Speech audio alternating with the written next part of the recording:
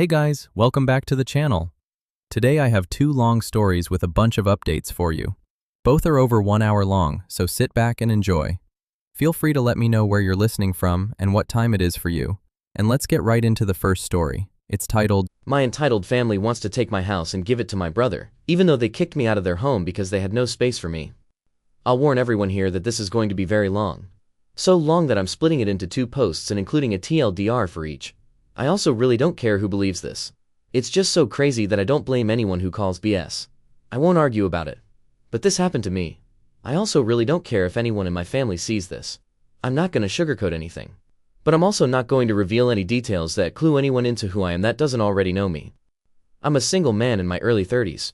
I've got a brother who's 29, and he's already got 4 kids now. He had his first at 22, and the second followed a year later. Then the third 2 years after that. And the fourth is the most recently born a couple months ago. His wife, my Sil, and I do not get along as she always likes to try and get a rise out of me by acting superior. Then turns into an extreme self-victimizing drama queen if I retaliated against her in any way. She can cry in an instant and can put on an extremely convincing show to get sympathy from just about anyone. My parents and brother absolutely adore her, even though they know exactly how she really is and just don't care. She's very good looking, I'll give her that. But she's so awful that I could never be attracted to her. She also refuses to get any sort of job, even though she has a college degree, and my mother willingly helps with the kids all day. So their finances are entirely dependent on my brother. This also means they can't afford to live anywhere but my parents' house. And privacy is a bit of an issue with all of them under one roof in a 3-bedroom house that was built in the 60s. Growing up, my younger brother was also the obvious favorite. We're 3 years apart in age, but he developed a superiority complex because I was badly punished if I retaliated against his antics in any way back then. It was obvious my parents cared for him a lot more because he got the lion's share of everything unless people called them out on it. Which did happen a fair bit by other members of family. Which is why my parents packed us all up and moved us about 150 miles away from them, so they generally would see us on holidays since it was a 3-hour drive. My brother got physically abusive towards me on a number of occasions, flirted relentlessly with my first girlfriend to the point she broke up with me, and laughed at any misfortune I had. And my parents just told me to suck it up whenever I was upset about it. I only got equal treatment when my parents wanted to keep up appearances. I admit it was rather fun to see the looks on their faces whenever they had to treat me equal to my brother on birthdays and Christmas because other people were present. We had relatives that were very nosy and loved gossiping drama. So my parents did their best to hide what was really going on and threatened to take all my stuff away if I didn't keep my mouth shut. If anything, it just made my parents celebrate more when I turned 18 and moved out because it meant they no longer had to provide for me. I wasn't even done with high school yet when I moved out. But couch surfing was far better than living with them. I was low contact ever since leaving home. They didn't even show up for my high school graduation. But I really didn't care. From that point on, I would usually only see my parents and brother on holidays like the rest of the family. The start 2020 pandemic was not kind to me. I lost my job and couldn't renew the lease on the condo because my roommate also lost his job and neither of us could afford the place on unemployment money. It was a rented 2-bedroom condo that I really loved. As the lease was ending, my roommate left early to move back in with relatives, and I had to sell nearly all of my stuff because I was soon going to be homeless if I didn't downsize to an extreme. I really shouldn't have rented a place that was so expensive. But I liked living the high life. Until that life wasn't kind to me. And I realized I should have been living somewhere far cheaper so I could have saved more money to fall back on. But I had a plan. I owned a truck simply for the fact that I've always loved trucks, so I found a $1,000 camper in good shape and put it on my truck just so I could live out of it for a while. It was supposed to be temporary, but I ended up living out of it far longer than I ever thought. I originally was hoping to be able to live out of a camper at my parents' house, where my brother and his family still reside as well. But when I asked my parents to let me stay for a while, they told me they had a full house and didn't want me there. Plus, we hadn't exactly gotten along in the past decade. They said they'd only agree to let me park my camper there if I paid them basically what it'd cost to rent an apartment in my area. That was way too much just to park my camper. I was jobless and trying to save as much of my unemployment money as I could till I could find a new job. I may as well be living in an apartment with that rent price they were asking. My parents called my camper an eyesore and told me to take a hike since we couldn't come to an agreement. And Sil thought it was absolutely hilarious I had to live in a camper. My brother joined her in pointing at and mocking me while calling me a homeless bum. I parked my truck/camper in a store parking lot to sleep on the first night that I had nowhere else to go. I felt scared out of my mind that someone might try to break in. Suffice to say I didn't sleep well that night. There was nowhere else I could go as any other relatives that owned houses were fairly far away, and all my friends were all apartment people. And I was pretty attached to my area as well. So I didn't want to just leave. I'd also had my mail forwarded to a friend's apartment. It was the only way I could still get my mail anymore. Finding a stable place to park was pretty difficult. I went looking around to try and find a job similar to my old one. It took months of living the nomadic camper life. In that time, I had to deal with a lot. Everything from beggars and drug addicts, to people demanding I leave because my camper was an eyesore. At one point someone who told me to move claimed to be within Hoa. I wasn't even parked on a street with houses. And when I questioned what Hoa, they got incredibly belligerent and threatened me. I moved my camper anyway just to avoid the trouble. In order to have a steady supply of electricity, I learned to use a long extension cord to plug in anywhere I could to recharge my camper batteries. This meant sneaking around and plugging it into an outside outlet of a random building while parked on a street. I know that's a crummy thing to do, but I had to keep my batteries charged so my refrigerator would stay cold. I had a small solar power bank for recharging my phone, but I didn't have anything like a generator. And generators are noisy and require fuel anyway. So I did what I had to do. After months of living like that, I finally managed to get a new job. I had to move to the neighboring city to find a job that didn't involve retail. I worked retail while in college and promised myself never again, though I was nearly ready to break that promise. I was still getting unemployment money, but I had no stable place to live while receiving it, and I didn't want to still be jobless when it ran out. Plus I was bored out of my mind. I had little else to do but read, watch movies on a small portable DVD player, use my phone or laptop, and keep note of where I could park and what local public bathrooms I could use. I kind of envy that the Japanese have public bathhouses. We could really use stuff like that over here. When I finally landed a new job, I practically lived in the back lot of the building by the warehouse in old employee parking spaces literally no one else seemed to bother using because they were so far in the back that the area was borderline forgotten. My boss/company owner actually liked this arrangement because I was willingly available to take any shift I could get, so long as I had enough sleep. He even let me take the camper off my truck and set it up in one of the spaces so I could drive around without it. Not exactly sure if this was legal, but no one bothered us about it. The entire time I lived back there, I didn't have to deal with many trespassers. There were a few, but the security guards escorted them out. I was pretty much on call almost all the time when they needed me, and was working virtually every day of the week. My boss let me plug my camper into the building for power and water, and I paid a small amount of rent by working for free on Sundays when no one else was in the office but the janitor and security guard. Beyond that, I usually had to shower at a friend's apartment, or at my local gym as the camper didn't have a shower in it, and only a portable toilet. And I didn't want to fill it because emptying it is a nasty chore. So I used other bathrooms as often as I could. I had a key to the warehouse, and could go in to use the bathroom there at any hour. I was even on a first-name basis with the night security guard. He's since become one of my closest friends.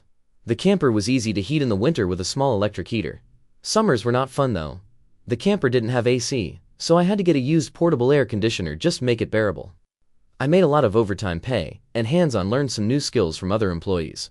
Eventually, midway into this year, I landed a better position in the company as a supervisor, and started making a better salary than my old job. That's when I decided I wanted a house.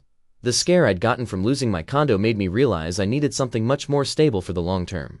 I looked around for something close to my work, and just 2 miles away found a 3-bedroom manufactured home on a small property. But I managed to get it for $10,000 less than the asking price somehow. I used nearly my entire savings for a down payment and got approved for a home loan. I finally didn't have to live in a camper anymore. There was enough space for me to back my truck in behind the house to take the camper off to set it up in the backyard. So I put it there as its own little building just in case I want to use it again. When I was fully settled in the house, I was dumb enough to brag about it on my book of faces. My family saw the post, and that's where this shit really starts. After a few weeks, my parents and father along with his family came to visit completely unannounced to have a tour of my home. I didn't even give them my address. So how they found out where I live, I still don't know. None of my friends have fessed up, and no prior family members visited me before that. So I wonder if they stalked me at work and followed me home or something. It really wouldn't surprise me. Once I opened the door, they practically all shoved their way in like rambunctious tourists. Then just started making themselves at home. They all kept poking around and Syl had this creepy smirk that she was repeatedly flashing me. And it was only later that I figured out why. And it made me madder than a bull on steroids that just got stung by a hornet. My parents were constantly talking about how I've got so much extra space now. And it's too much for someone like me who has no wife or kids. Sure, not now. But maybe someday. And my brother kept remarking about how there was more space than our parents' house. And my house was closer to his job too. Red flags all around, I know. Eventually my brother asked me to speak privately. Everyone all suddenly left the room and piled out onto the front porch. That's what finally made me realize they'd planned something. My brother, let's call him Dan for the sake of simplicity, said the house was too much for me alone. And I should let him move in with his family because his wife is pregnant with kid number 4. And my house is much closer to his job. He pointed out that I already have the camper, so I could just live in that outside while they live in the main house. And I'd like to point out that Dan never once spoke of offering rent. Mind you, he's got a good job. He also started talking about how there would be changers, and even curfews, and that I couldn't just walk in at any time without prior notice. If it weren't my brother, I'd think the person I was talking to had lost their mind. But Dan lost his marbles long ago thanks to our parents treating him like he was the center of the world. I tried to speak, but he kept talking over me as if I had no say in the matter. There was no way in hell I'd rent my house or parts of my house to him. Other people maybe, just so I can pay the mortgage off more easily. But certainly not him, or his nasty wife. I've heard of this exact kind of situation in videos online many times. And never once did I think I'd actually live it because I thought it so ludicrous. But my parents, brother and Sil do all fit the bill for a bunch of narcissistic entitled crazies. So I picked up my phone and set it to start recording. Then just held onto it. Dan didn't even seem to care or notice that I'd done this, and just sat there with his arms waving around while talking about all the reasons of why he needed my house. Then went from saying that to acting like it was a done deal and trying to reach out his hand to shake mine. That's when I finally showed my backbone and said hell no. And I said it loud enough that Dan stumbled backward for a second. I'd rarely ever raised my voice to him on that level because I was punished by our parents whenever I did. But this was my house, not theirs. My spine can be as shiny as it wants here. I stood up and then told him that my house was not up for grabs. And acting like I'll let him move in just because they want it won't make it happen. I bought my house for me, and it's not my fault he keeps having more kids and has to keep living with our parents because he can't afford to move out. Dan got as physically close to me as he could without actually touching me and said that I didn't deserve the house, and he needed a better place for his family to live. I laughed back in his face and said that was total bullshit because I worked hard to be able to buy my house. Of course I deserved it. Dan started yelling that I have no wife or kids, and I don't need all the space. So I may as well give it to him. I said I'm not giving him anything. And he never even offered to pay me rent. If I let him move in, I'd still be covering the entire mortgage on my own house without even being able to live in my own house. Then Dan told me that he shouldn't have to pay rent because his family comes first, and our parents said I was going to do this, and that I will. I yelled as if their word was law or something, and told Dan that they did not have the right or power to give my house to him. Then right one cue my parents and Sil barged back in through the front door and surrounded me to try and force me to agree. There was a lot of fighting, but to sum it up from this point on I heard the line just do it for Dan way more times than I can remember. In the fight I told them all they don't have a say in my life or my house, and to get out before I called the cops. Sil screamed the loudest at me about how she was pregnant again, and I can't do this to her. I said I did nothing to her. She just assumed she could take from me like I would just allow it. I had no obligation to her or her family. Then I called her a stuck-up bitch who never had any respect for me. So I don't care what she thinks or how many kids she has. I have no sympathy for her. She won't be living in my house. Well, that made her angry enough to attack me. She got in one good hit on my face and tried to do more, but my brother held her back kicking and screaming. She kept demanding he let her go so she could scratch my eyes out. The phone I was holding recorded pretty much everything. So I held it up and said I was going to call police if they didn't leave right away. My parents told Dan they were leaving. Then my mother said that I had a week to come to my senses. I told her I won't be, and to not come back. Then I told Sil that my phone recorded everything, and if she tries anything, I'll press charges for assault. She screamed at me and then stormed out loudly crying with her face in her hands. My mother was the last one out the door and said that I better do this for Dan and Sil. I responded by telling her I won't be. Update 1. As I stated in the first half of my post, many will find this unbelievable and long. Yes, I am aware there are similar sounding posts online already. I've seen a number of them now. But it's not like those posters have a monopoly on this sort of shit happening to them. If anything, I'm surprised this site hasn't been better weaponized against this sort of thing since entitled people should be more afraid of getting outed here. But anyway, I do not blame anyone who calls bullshit. I would too if I was reading this. However, by reading this in my first post, you'll know just how messed up my parents are, as in my life they were the root of all evil that spoiled my brother into the asshole he is today. And never once have they given me a real reason for why. And I kind of fear there isn't one. Some people can't explain why they make choices like child favoritism. So it's all they can do to try and stand by the child they backed. Which is exactly what my parents tried to do. And I've practically destroyed their lives for it. Not in the legal sense, but more an emotional one. After I kicked my parents, brother and Sil out for trying to force me to hand over my new house to my brother, I immediately went to my social media and told the story to the whole family. It spread pretty fast, but you won't find it now because it all got deleted some time ago and I put my own profile on private. I posted about it because I knew that the first thing my family would do when they got home is try to twist the event to make me the villain. And I was exactly right. But I had about an hour to get started before them. And I had video evidence to back up my story about what they'd done. No, I don't plan on showing the video here. So don't ask, being preemptive worked because I got a fair number of family members on my side right away. My parents, brother and Sil must have been all set to write their own post, but it was too late. So they didn't even bother trying to lie much. My parents, Dan and Sil, had a few flying monkeys supporting them. But not much else. Plenty of others knew how entitled they already were. So what happened was something they all quickly understood and accepted. There was one person in particular that called me. I don't know who they were. But they ranted at me that I was a horrible brother, and I needed to make way for a real family man. I just ended the call and blocked the number. This didn't repeat. The week went by, and my parents showed up with Dan at my front porch just like they said they would in their prior ultimatum. They rang my doorbell like crazy and also pounded on the door until I finally answered. I opened it just a crack, and they tried to shove their way in again.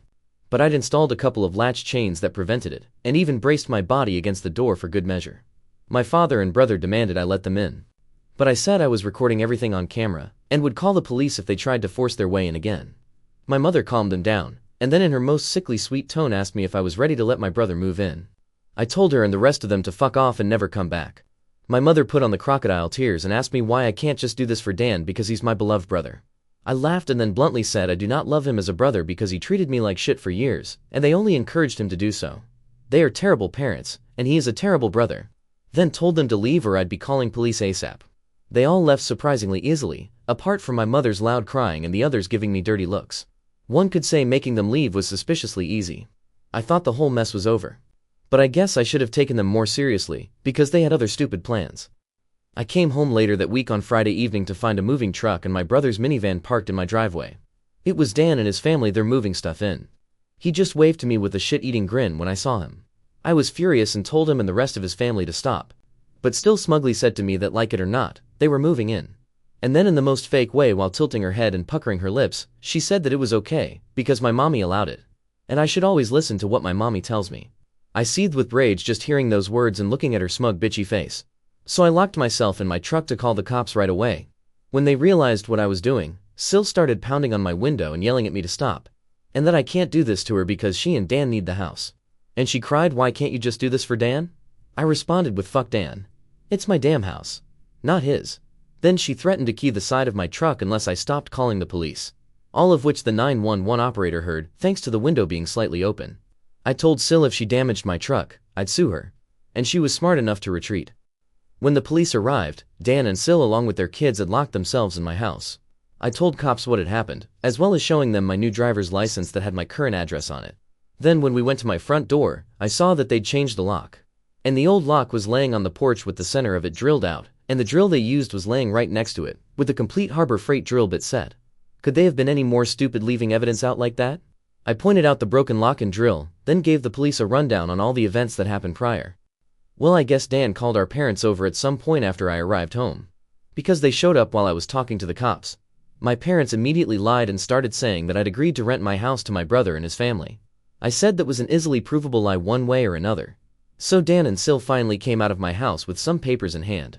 They both looked super smug, like they'd somehow outsmarted me. They'd actually drawn up and printed out a fake rental agreement. But my signature was not on it. There was one, but it looked nothing like my handwriting. I don't think any of them have ever actually seen my signature. So that was incredibly stupid on their part. I told my parents and Dan that was stupidly blatant fraud. And if the cops investigated, they'd easily figure that out.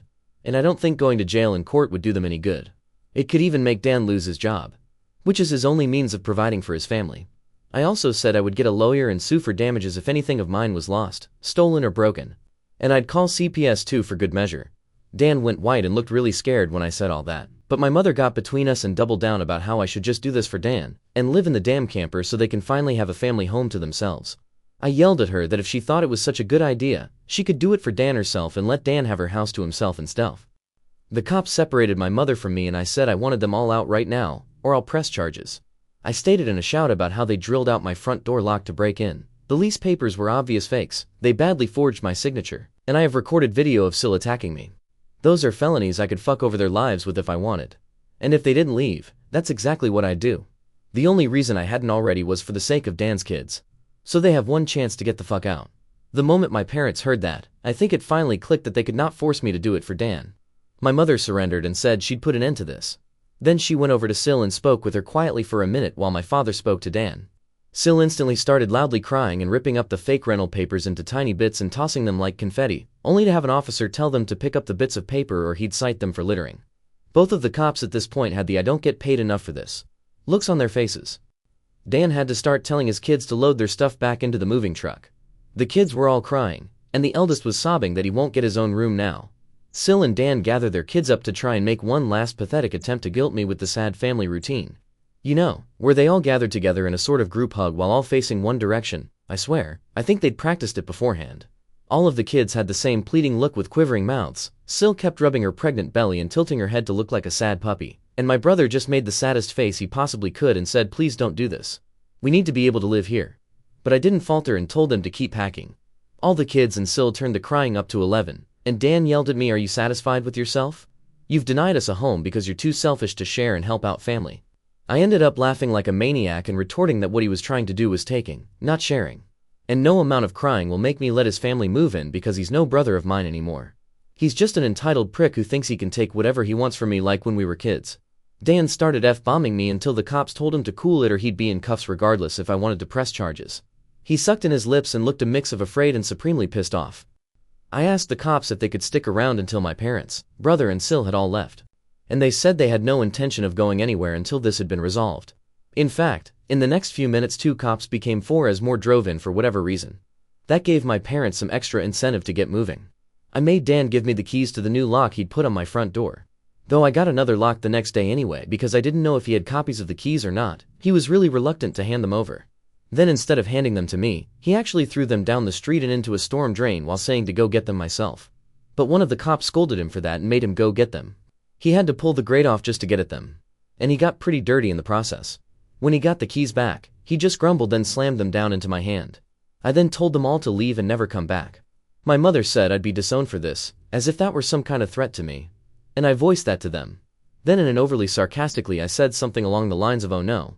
That means I won't get to come to any holidays with you guys where I always get treated like shit by you all anyway. Because Dan has always been your obvious favorite. You treated all me so badly when I was growing up that if Dan ever needs an organ donor, I wouldn't give him anything. So do like you always told me to do when I was mistreated by all of you, and suck it up." My parents were floored after I said all of that. And the quartet of cops were looking pretty judgmental at them as well. I tell you, if you want to put nasty parents like mine on the spot, confront them in front of cops. Because they'll likely not try anything really stupid then. My mother just started crying and walking away. My father just stood there looking like he wanted to hit me. And Dan just held his kids in defeat. Oh, and Sil was off having a tantrum in my front lawn. Soon enough they all formed a line handing out boxers and got their stuff out of my house. Nothing had been unpacked yet. So it all was taken out pretty quickly. But while doing it, my mother kept saying it wasn't too late, and I could still do it for Dan several times. Each time trying to bargain more and more to try to make me change my mind. She said that Dan could pay me rent if I let them stay. And when that didn't work, she said I could move back in with them to let Dan rent my house so I wouldn't have to share the building. I told her to shut up and keep packing boxes because I don't want Dan or his family around, I don't want his money, and I certainly don't want to live with him or my parents ever again after the way they treated me when I was a kid. Making a deal with my parents would be like making a deal with the devil to me. Sil ended up having another tantrum after hearing that and threw a box down, then sat on the ground to have a pity party because she didn't want to go back to sharing a house with my parents. And she just sat looking angry/sad there until everyone else was finished. She didn't even want to get up when it was time to leave. They finally got everything out of the house and into the truck. So before they left, I laid into my parents one last time about all of the shit they put me through growing up. And with 4 cops being right there, they couldn't do much other than stand there and take it for once. I called them out on so many things that happened. And even pointed out how they couldn't just do something nice for me. Like letting me stay over with my camper when I was homeless and trying to get back on my feet. How they let Dan and Sela ridicule me and call me a bomb. Well, who's the bomb now? They wanted to kick me out of my own house so Dan could stay in it free of charge. Yet, when I needed a place to go, they wanted to gouge me for more than I could afford just to park my camper when they knew I was out of the job. There were more extremely judgmental stares from the cops when I said all of that. So I put my parents on the spot one more time and asked them what I ever did other than being born to deserve being treated so badly.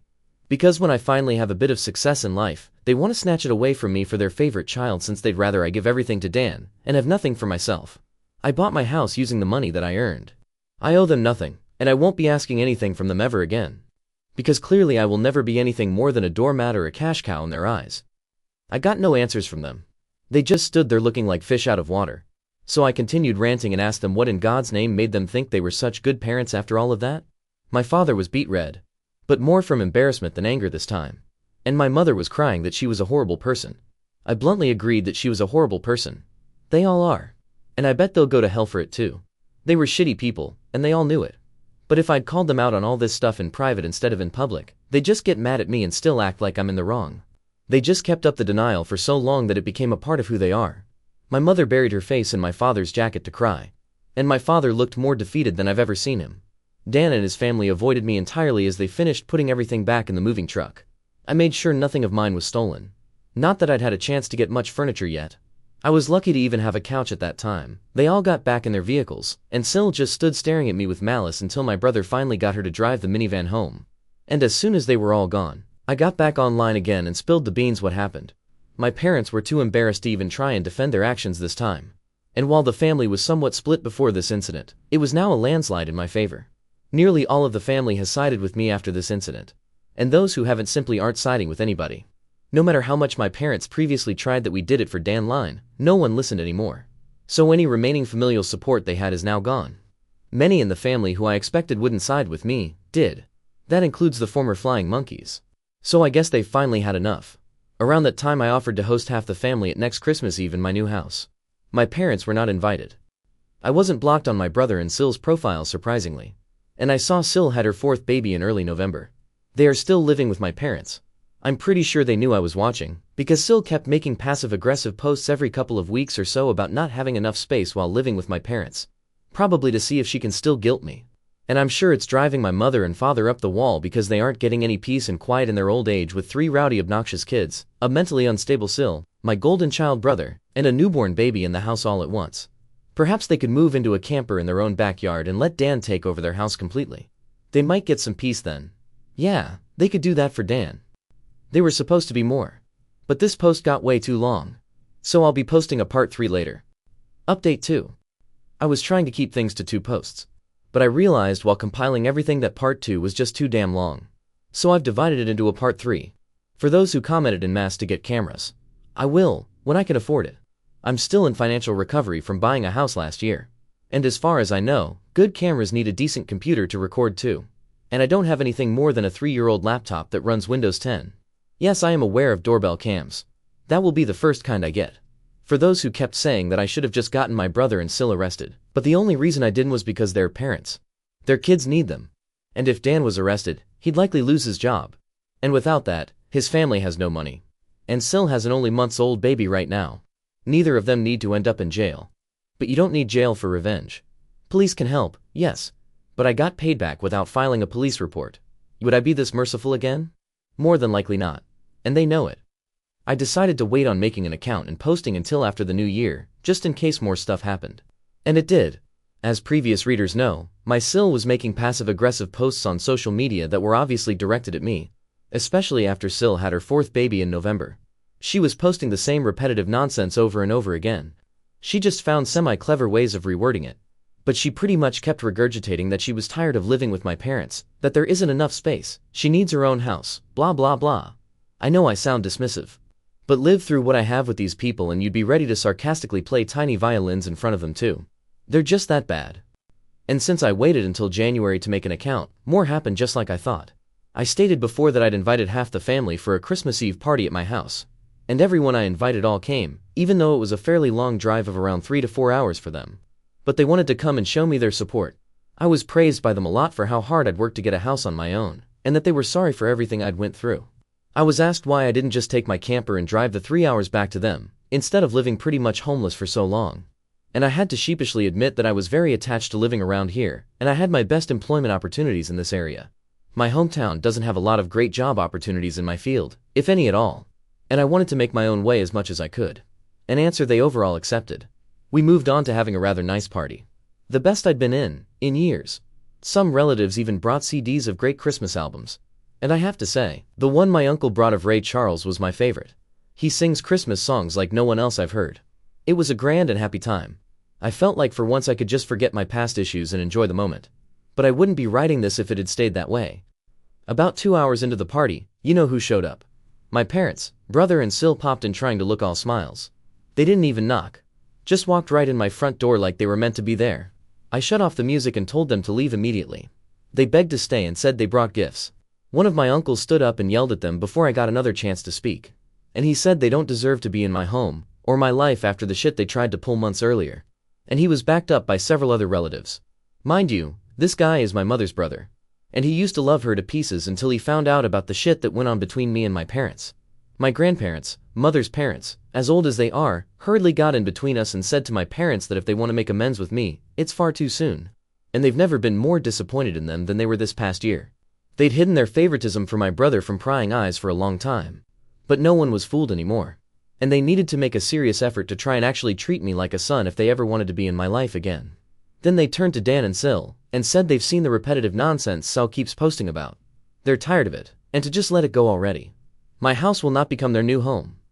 Sil went back to her old standard of crying, and had a pity party about how she should be the one living here, and not me. She plopped down in a chair to have a tantrum and say it wasn't fair I got this house to myself when I have no family of my own, and she has 4 kids that need more space. And she just wanted a better place to live in and feel like a real mom. It was petty of me, but I loudly pointed out that she sucks as a mother because she lets my mother do most of the parenting while she sits on her butt all day drinking, playing on her phone, or going out and spending all of Dan's money. And she has the nerve to complain about it.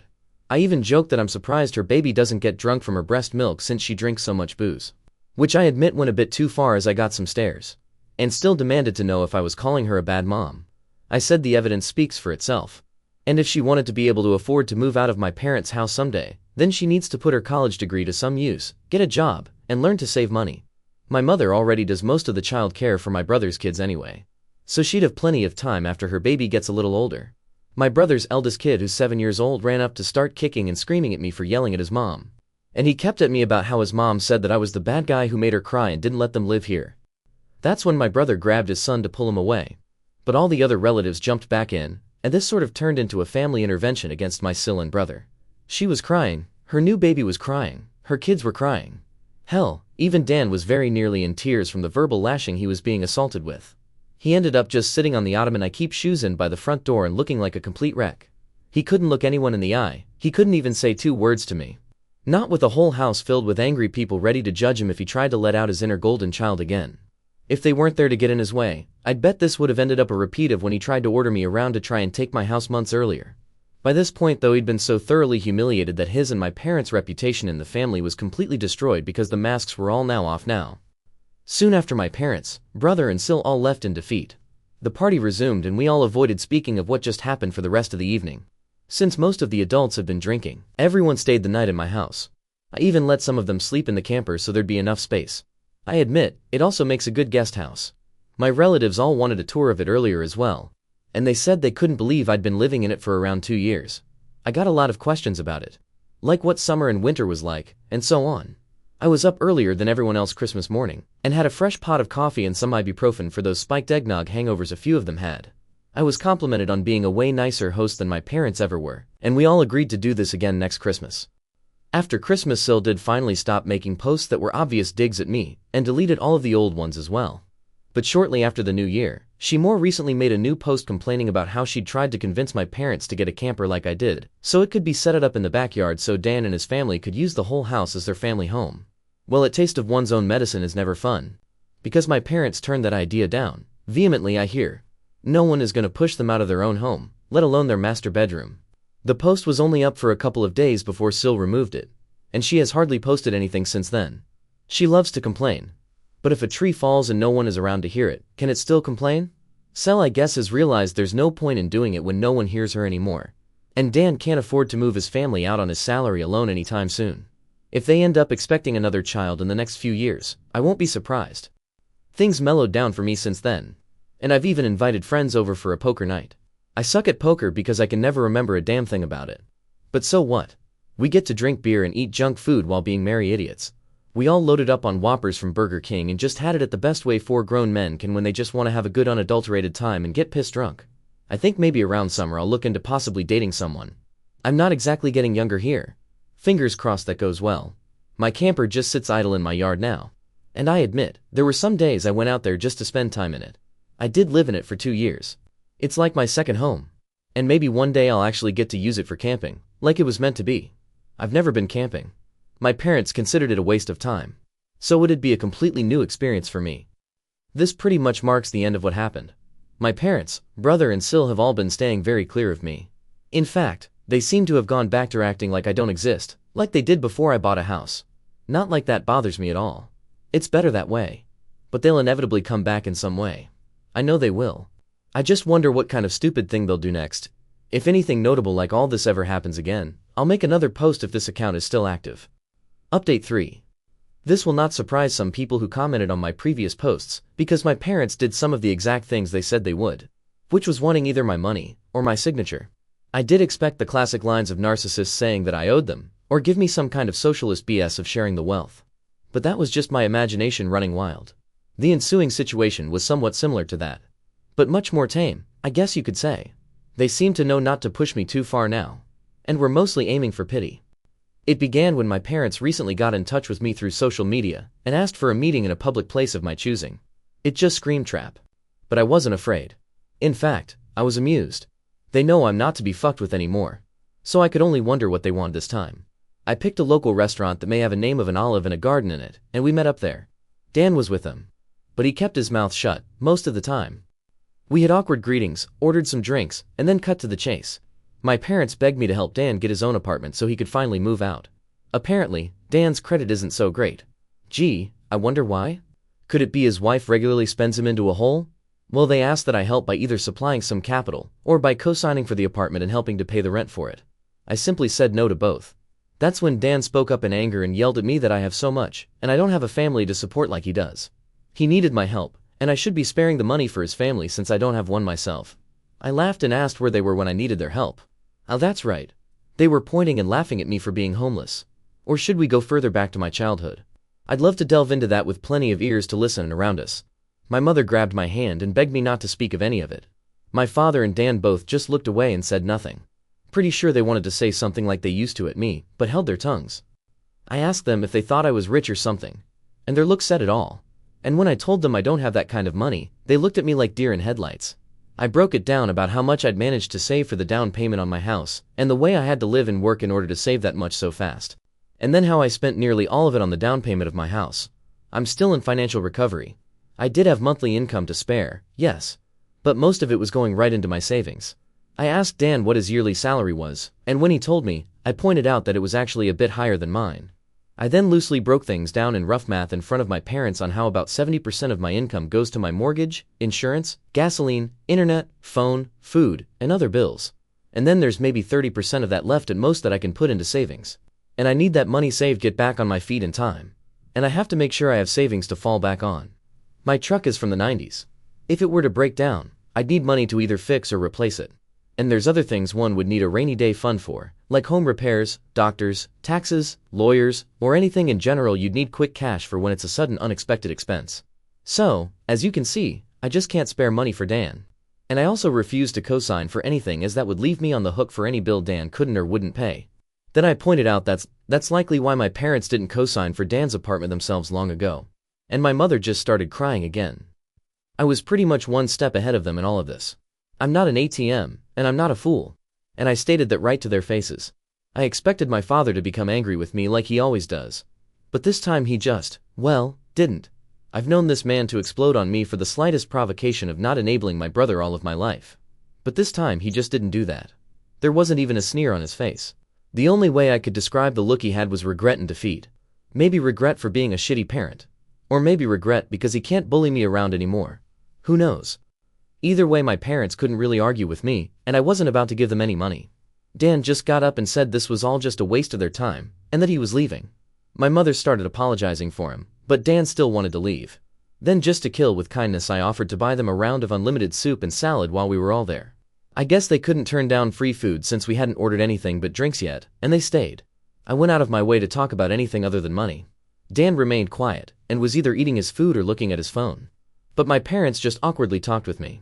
They brought up that they've recently joined a local Christian church, and that they'd already been going for the last 2 weeks. I said good for them, and they of course started trying to advertise that they'd like me to go too. I simply said no thanks, and they were smart enough not to push further. When the meal was finished, Dan left a $10 on the table for the tip and walked off without saying another word to me or anyone. My mother just excused his behavior and we all parted ways. That was about it. Not nearly as much drama as I thought there'd be.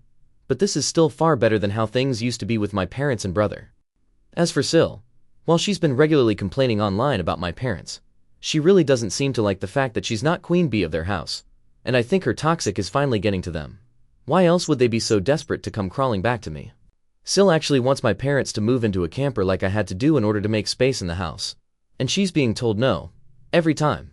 She does seem to have a following of Karen-minded people like her though, because here and there I get messaged by someone I don't know that are intent on raging at me for not giving up my house for Sil.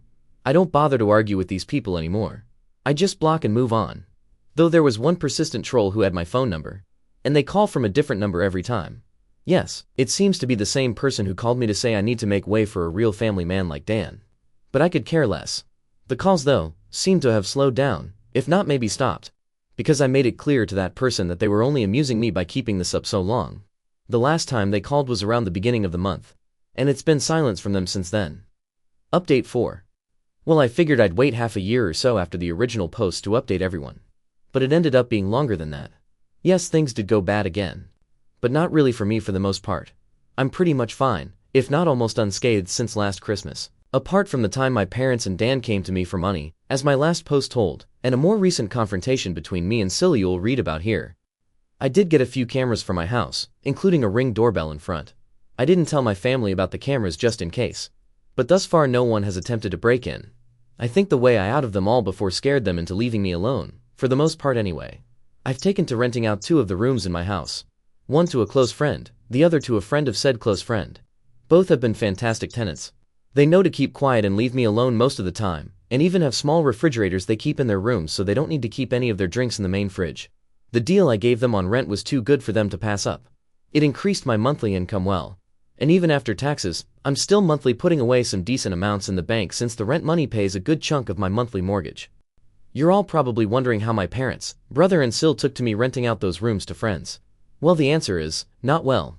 My father and Dan stayed out of it. But Sil freaked out, which made my mother come crying to me over how I could have rented those rooms to Dan and his family instead. We had a bit of an argument in which I pointed out for one thing, they fucking broke into my house before to try and steal it. She wouldn't want to let someone who did that move in with her.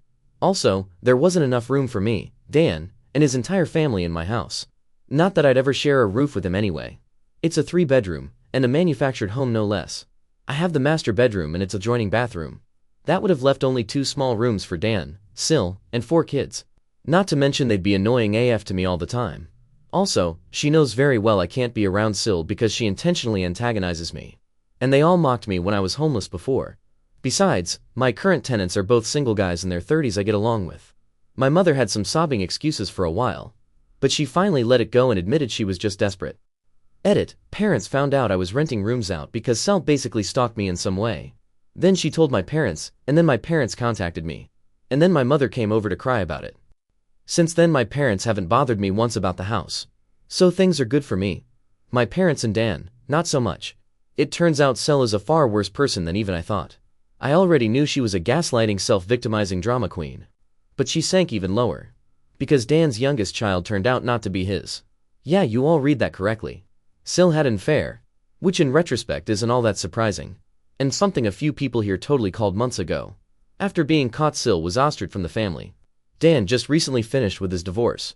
Which actually went in his favor since we thankfully live in an at-fault state. Dan also sued to get his name taken off the birth certificate of the youngest child, and won. Basically, after the incident where my parents tried to force me to hand over my house, things got pretty tumultuous over at their house. Sil blamed me, a lot.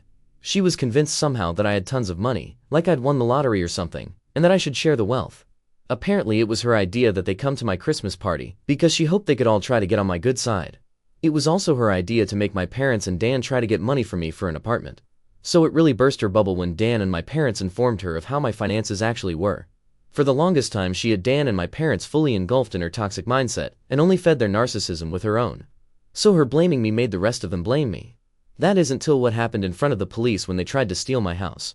That's when the downfall for Sil really started. My parents and Dan were apprehensive about coming to my Christmas party after the way I'd outed them. But Sil convinced them to just throw together a few cheap gifts from what they could get at the last minute and just show up, because he'd never throw us out once we're already there. Boy, was she wrong. She gambled on that plan, and I, with the complete blessings of everyone I'd invited, threw her and the rest of them out. Her plan, she no doubt thought was the most clever thing ever, backfired in her face spectacularly.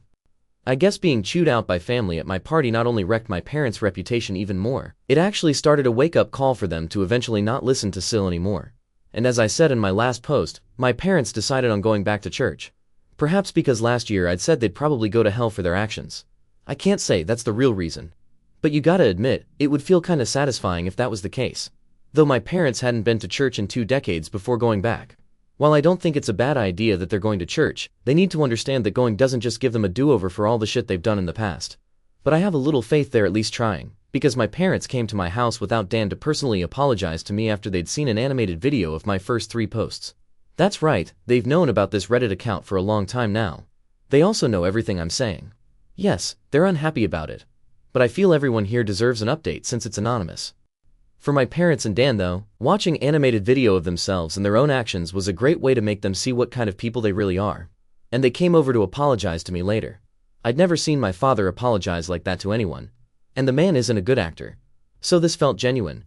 They fully acknowledged what they did to me, and how there's no excuse for any of it. They even described themselves as narcissists, and admitted the truth that they had wronged me very badly. Then they went on to blame Sil for a lot of things. Yeah, they kinda threw her under the bus. But it's not like she wasn't guilty of everything they said. My parents have been getting counseling for a while now too, and did offer group family counseling. But I declined as I'm not ready for that anytime soon. Dan himself didn't apologize to me for some time. But he looked extremely remorseful any time the past was brought up. Meanwhile, Dan and Sil's marriage absolutely fell apart. It wasn't a crumble, it was a cascade. Without me as the scumpag goat/black sheep/ATM, that they couldn't mock or try to get money from anymore, and after the public humiliation of social media, my Reddit posts, and the animated online video, Sil finally let out enough of her toxic on Dan and my parents for them to realize she's not the person they thought she was. Their denial had been strong. But Sil's entitlement was stronger. I've had many a thought of lightsabers clashing over this drama. Sil clad like a bimbo Sith with a lightsaber that looks like a giant lipstick, or something like that. I imagine there's a wealth of puns and jokes to be had there. But I really didn't bother to think much more detail about it. But as you can imagine, things only got worse because Sil kept looking for other ways to get what she wanted. She kept bringing up ads for used campers and RVs to try and get my parents to buy one to live out of, so they could have the main house. And she kept doing this no matter how many times they told her to stop. She even tried to say my parents should just buy an RV and have a life on the road, like normal old people do. That was stupid, even for Sil. The opposite was suggested by my parents, that Dan and Sil buy a camper themselves to live out of it instead. Sil basically said she shouldn't have to do that since she's the mom.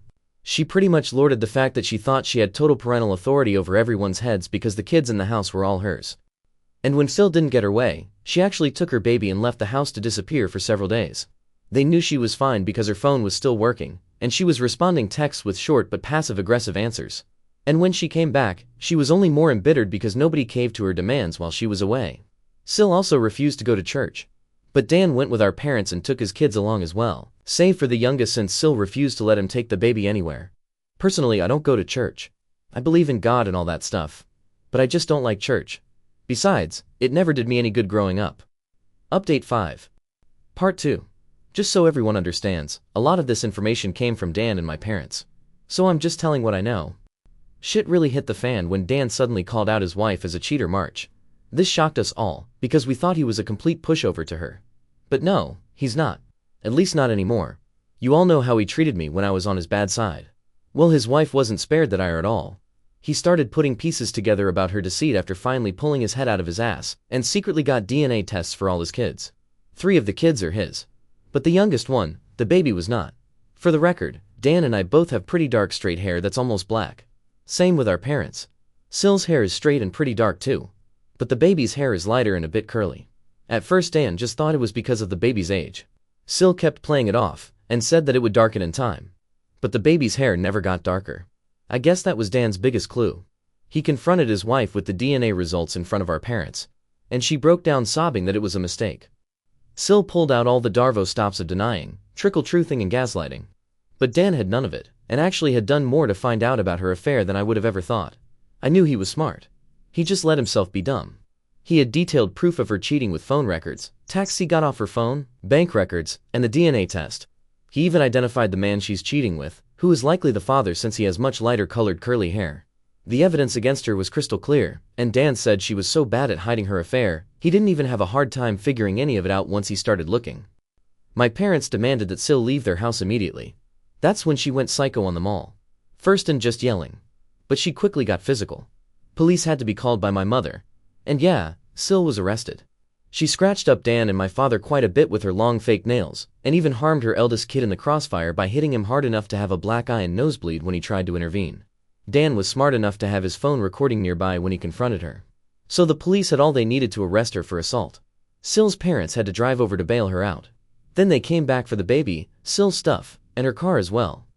A couple days after Sil got bailed out, she showed up at my house because I was apparently next on her shit list. As soon as I opened the door, she went on a delusional rant where she called me out about posting on Reddit.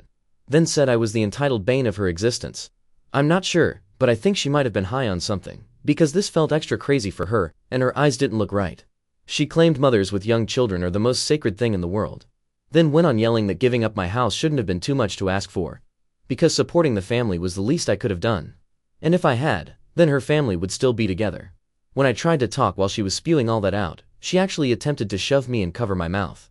She even had her hand poised like she was ready to scratch me. Well, that went about as well with me as you can expect.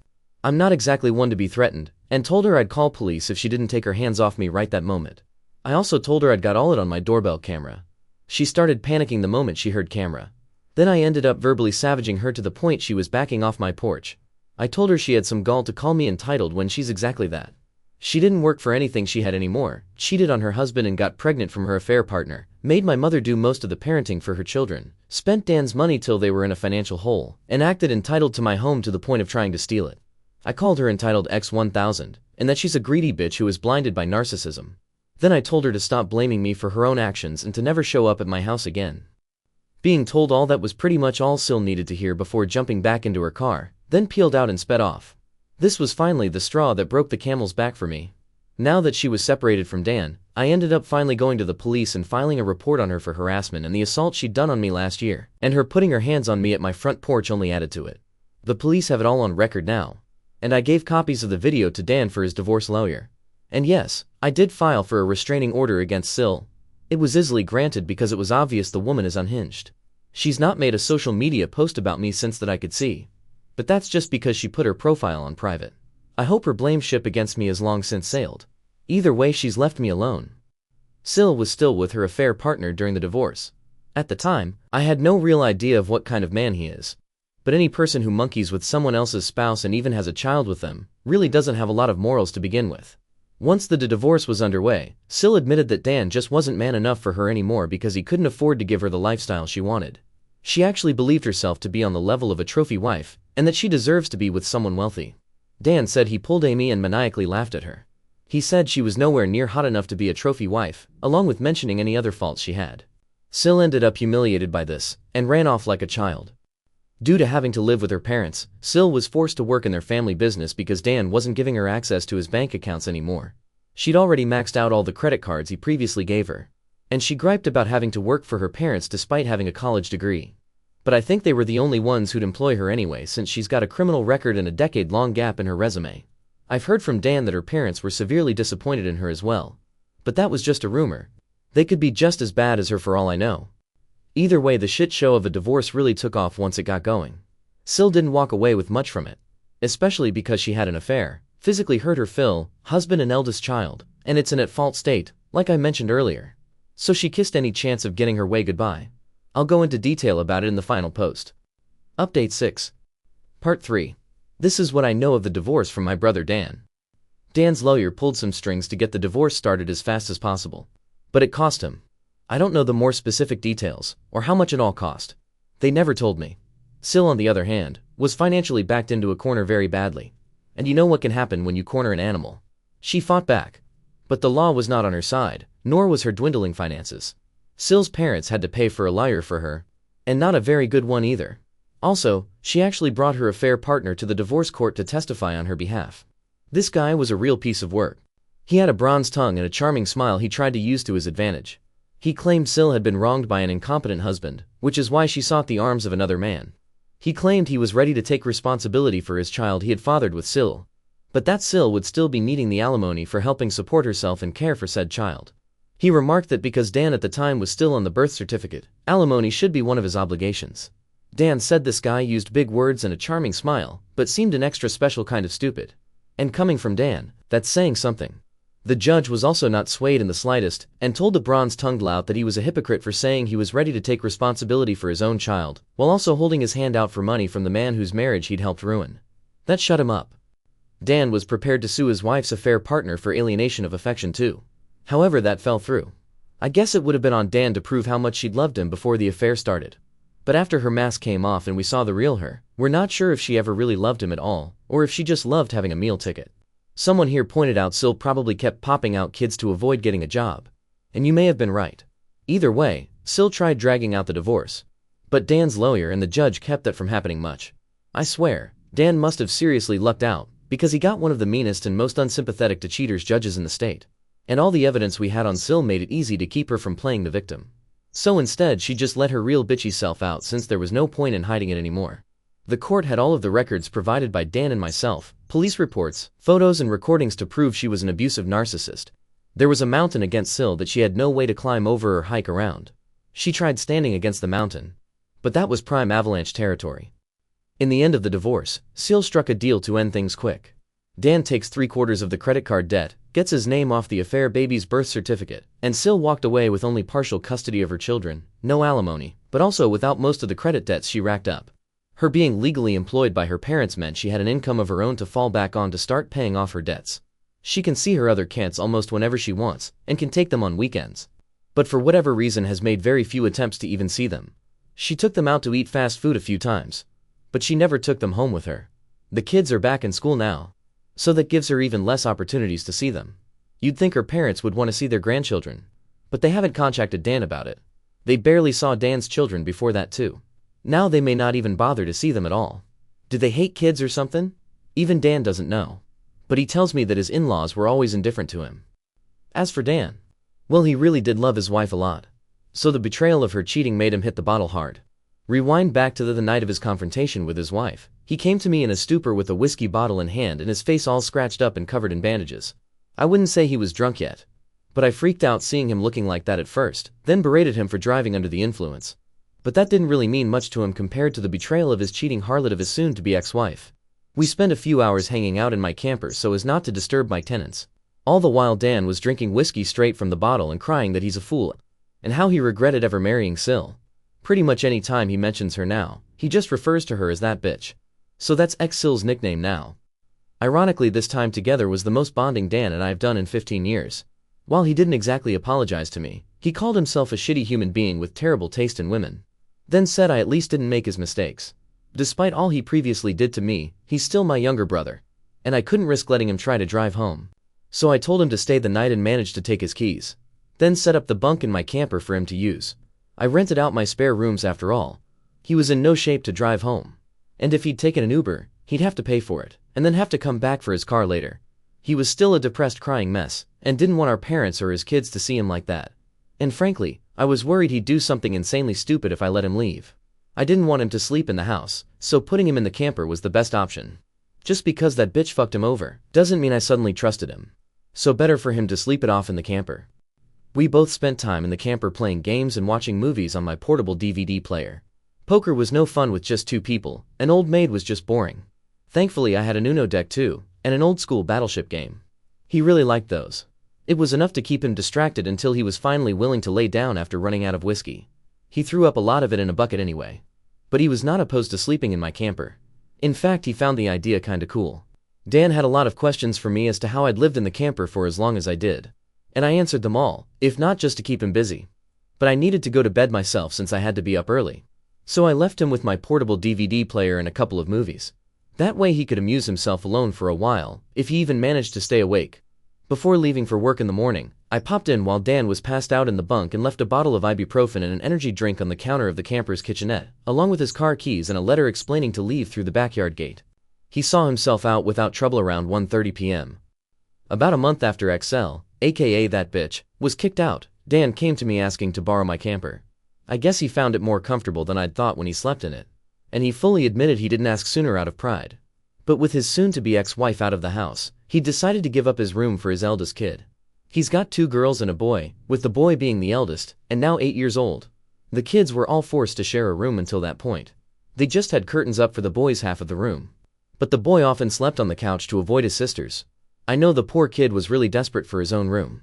So I guess Dan decided to finally make a better decision as a dad, and came to see me in order to beg to borrow my camper so his son could have his room. If he could have afforded it, he'd have bought his own camper, instead of relying on me. And even said as much. I hadn't even gotten the chance to use the camper for actual camping yet.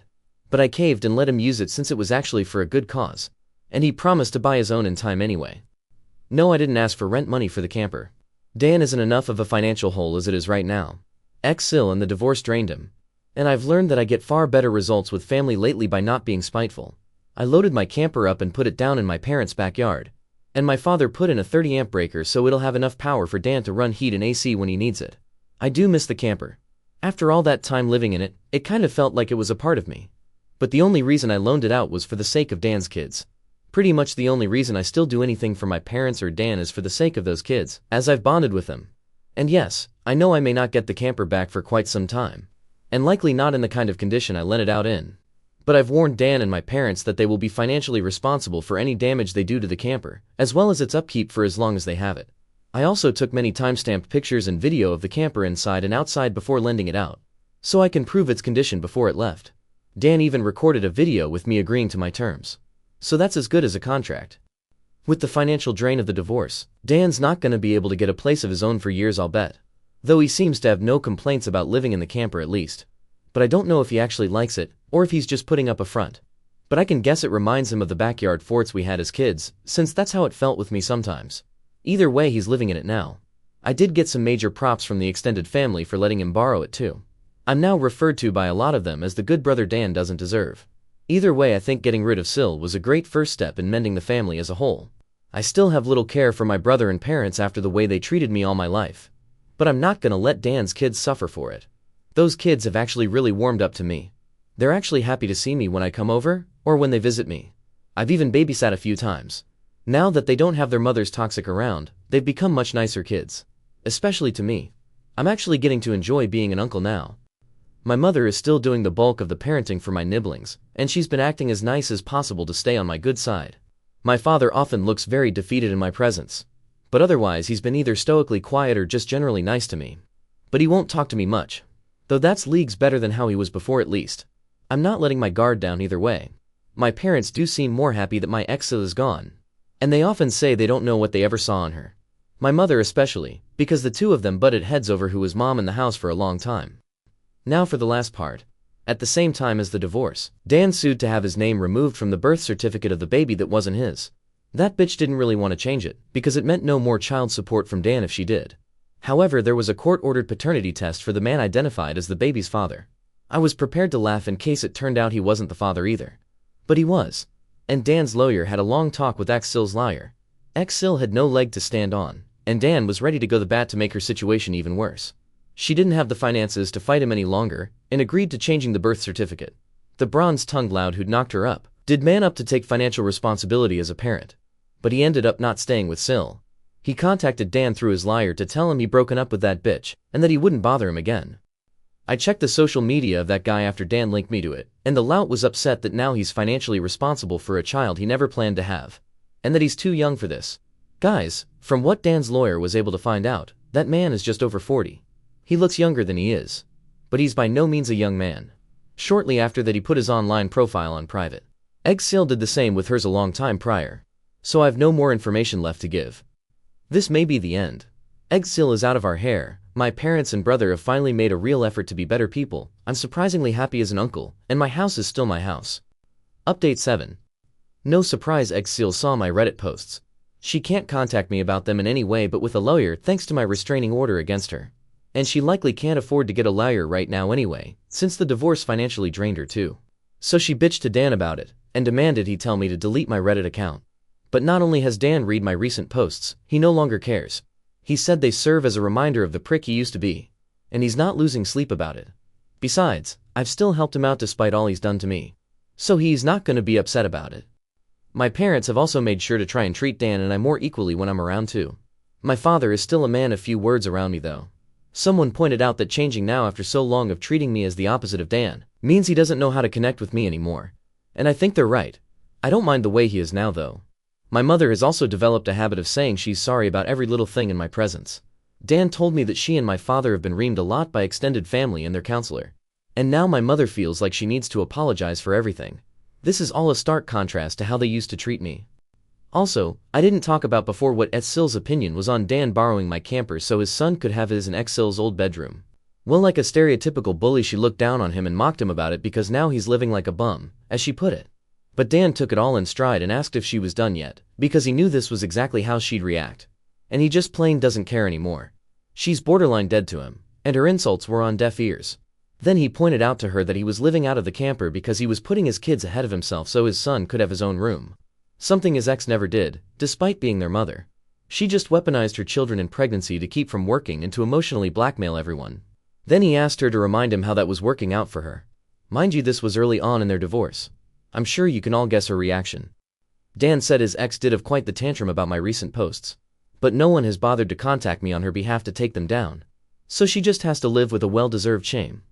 She has been trying to act nicer to Dan lately. Guess the grass isn't so green living with her parents. Dan tolerates her as the mother of his children whenever they meet. But nothing more. He will never take her back. He's told me that he can never look at her like he used to. And the very thought of her turns him off emotionally. So Exil pretty much has no chance of reconciliation. I have no new info on Exil's affair partner. His social media is still locked down. Same with Exil's. And it's likely to remain that way as long as I have a chance of reading them. Update 8. Happened in the middle of the night / very early morning on the 1st. I suspect it was my XL. But the person my cameras recorded was wearing layers of heavy sweats and had their face wrapped up along with big glasses covering the eyes. You couldn't really tell if they were a man or woman. They came on foot too. So no identifying a car. They did look about Exil's height though. But that's not much in the way of evidence on its own. If it was Exil, she knew about my cameras. So covering her face and body for petty eggy revenge was probably the smartest thing she's done in years. Way to finally put her college degree to use. By egging a beat-up old pickup truck. The egger showed up around 3 a.m. I was deep asleep and didn't hear anything. Whoever it was that appeared that night quickly threw a dozen eggs or so all over my truck.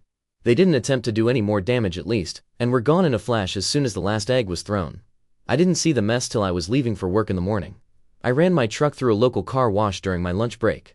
That took most of the egg off. Had to scrub it a bit more later after work. Egg really isn't good for the paint. But the truck is from the 90s, and doesn't exactly look mid anyway. I did take photos and filed a police report with the CCTV footage as evidence. But so far nothing has come of it. There was no real damage other than my minor irritation and $15 at a car wash. If Exil did do this, then she was smart enough to only throw eggs and not key my paint or slash my tires. So my insurance wouldn't be involved. I don't think much will come of the police report as the cops seem to dismiss it as a probable prank by a teenager. I get they were probably overworked. But at least the report will keep a paper trail in case of future incidents. I waited till now to post because I wondered if anything else would happen. But no. Just right back to peace and quiet. I would appreciate any good advice on the matter though. Just in case something like this happens again. Update, asked around with some people on the street about cameras possibly seeing the person who egged my car. My responses ranging from we don't have cameras to it was Halloween and people pull stupid pranks. Let it go. The few people who were helpful told me that I waited way too long to ask, and the footage auto-deleted. So basically the egger got away. But if it was Sil, I'm guessing she had to walk around a half-mile in those sweats just to not get her car spotted on camera or something. It wouldn't surprise me if she questioned if it was even worth the effort. Oh well. I guess I'll just wait and see if the egger comes back next year. I did hand out printed pictures of the egger though. And even stapled a few up on posts. So now people in my neighborhood are aware at least. The tenants renting out 2 rooms in my house have stayed out of it. And I don't really blame them. It's not their problem. And that concludes this story. Honestly, that story was a wild ride if you ask me. Let me know your thoughts down below, and let's start with the next story. This one's titled, I was in a car accident with my wife and found out that she was cheating on me while she was at the hospital. There isn't a soul in the world I can talk about this with. I don't know if I need advice, a pep talk or what. I use my main account for memes and other BS. But I made this throwaway because I'm going mad trying to cope. Life has pushed me to the edge and I'm struggling to find my integrity. Yet I question what actually are the righteous things to do, say and think. I guess to begin I need to explain that I'm typing this in a hospital room. Yesterday about 7:30 a.m. my wife and I were involved in a wreck. I came out with only a few cuts and bruises. Mari, my wife, suffered a crushed shoulder, broken collarbone, 3 broken ribs and a collapsed lung. They expect her to fully recover, but for now they have her heavily sedated. Having to type this out on a phone is a daunting task. But at the moment I have the time to push through, even if I'm not sure I have the will to do it. I wouldn't be posting in this sub if things were perfect with our marriage, obviously. I just could never imagine my wife being unfaithful in any way. My heart is broken. I feel incomplete, like part of me is missing. And saddest of all, that part is sitting a mere 3 feet away from me. I had felt us growing apart over the last 3 months, but I couldn't come up with a reason why. We are both 34. Mari and I have known each other since we were children. We began dating in high school and all the way through college. She is the only woman I have ever done anything of a physical nature with. Up until recently she could say the same. We married a year after college and had our first child, Michael, a year later. 3 years after my son was born, Carrie, our daughter, began a life of me trying to spoil her rotten. I love my kids more than life itself. If not for them, I'm not sure I would be here right now. They were not involved in the wreck, thank God. They were spending the night at my parents'. We were due to fly down to Florida for a cruise yesterday afternoon. Obviously, that is all cancelled. But my wife decided to go out with her best friend even though I urged her to get home and not drive around in the snow. She and her best friend Rebecca were just going to have a few drinks since they wouldn't see each other for a week. I went to bed and slept like a baby until about 5 a.m. I got up and looked out the window to see my wife's car was not out front, but we'd gotten several more inches of snow. I assumed Maury and Becca got a little too drunk and crashed at her place. I threw some clothes on and got into my SUV. Before I left, I texted Marie to tell her not to drive, that the snow was too deep and I was coming to get her. It remained on unread. I cannot guess how many times I have wondered what would have happened if she'd read that text. I'd still be living a lie. I'd still have a gut feeling. But I wouldn't be in the utter misery I now find myself. I got to Becca's and pulled up in front of her condo. I looked at the message again and it still had not been read. I had actually hoped Mari would read it and be ready when I arrived. But I resigned myself to the fact I'd have to go in and wake her. The front door was unlocked, so I walked in and looked to the TV room to my right. There was nobody passed out on the sofa. Rebecca's bedroom was downstairs, and I didn't want to wake her. So, I took the stairs up to her guest room and opened the door. Then my life ended. I remember walking into the room and seeing 2 heads peeking out from the covers. I remember leaning down to pull the comforter toward me. I even remember seeing my wife laying her head on some guy's shirtless chest. The next thing I remember was Becca, Mari and some half-naked guy I'd never seen trying to pull me off of him. I'd probably be in jail right now if they hadn't. But I honestly don't remember a damn thing. So right or wrong, I don't really feel too bad about that. My wife, on the other hand. Well, that changes from minute to minute these days. When I came to my senses, the dude said he'd get his buddy to the hospital. Mari bawled her eyes out while Rebecca and I screamed it out. I told her and my wife I was leaving, and she had 5 minutes to be in my car or to not bother coming home. She was there in 3. Really not a good idea to be angry driving in snow, even with 4-wheel drive. But it was another vehicle that veered into our lane and forced us through a guardrail. That's what caused Mari's injuries. The car rolled, thank God for airbags. But we lived. The kids don't even know we had a wreck. I haven't called anyone. I probably should have. But this wasn't just a wreck.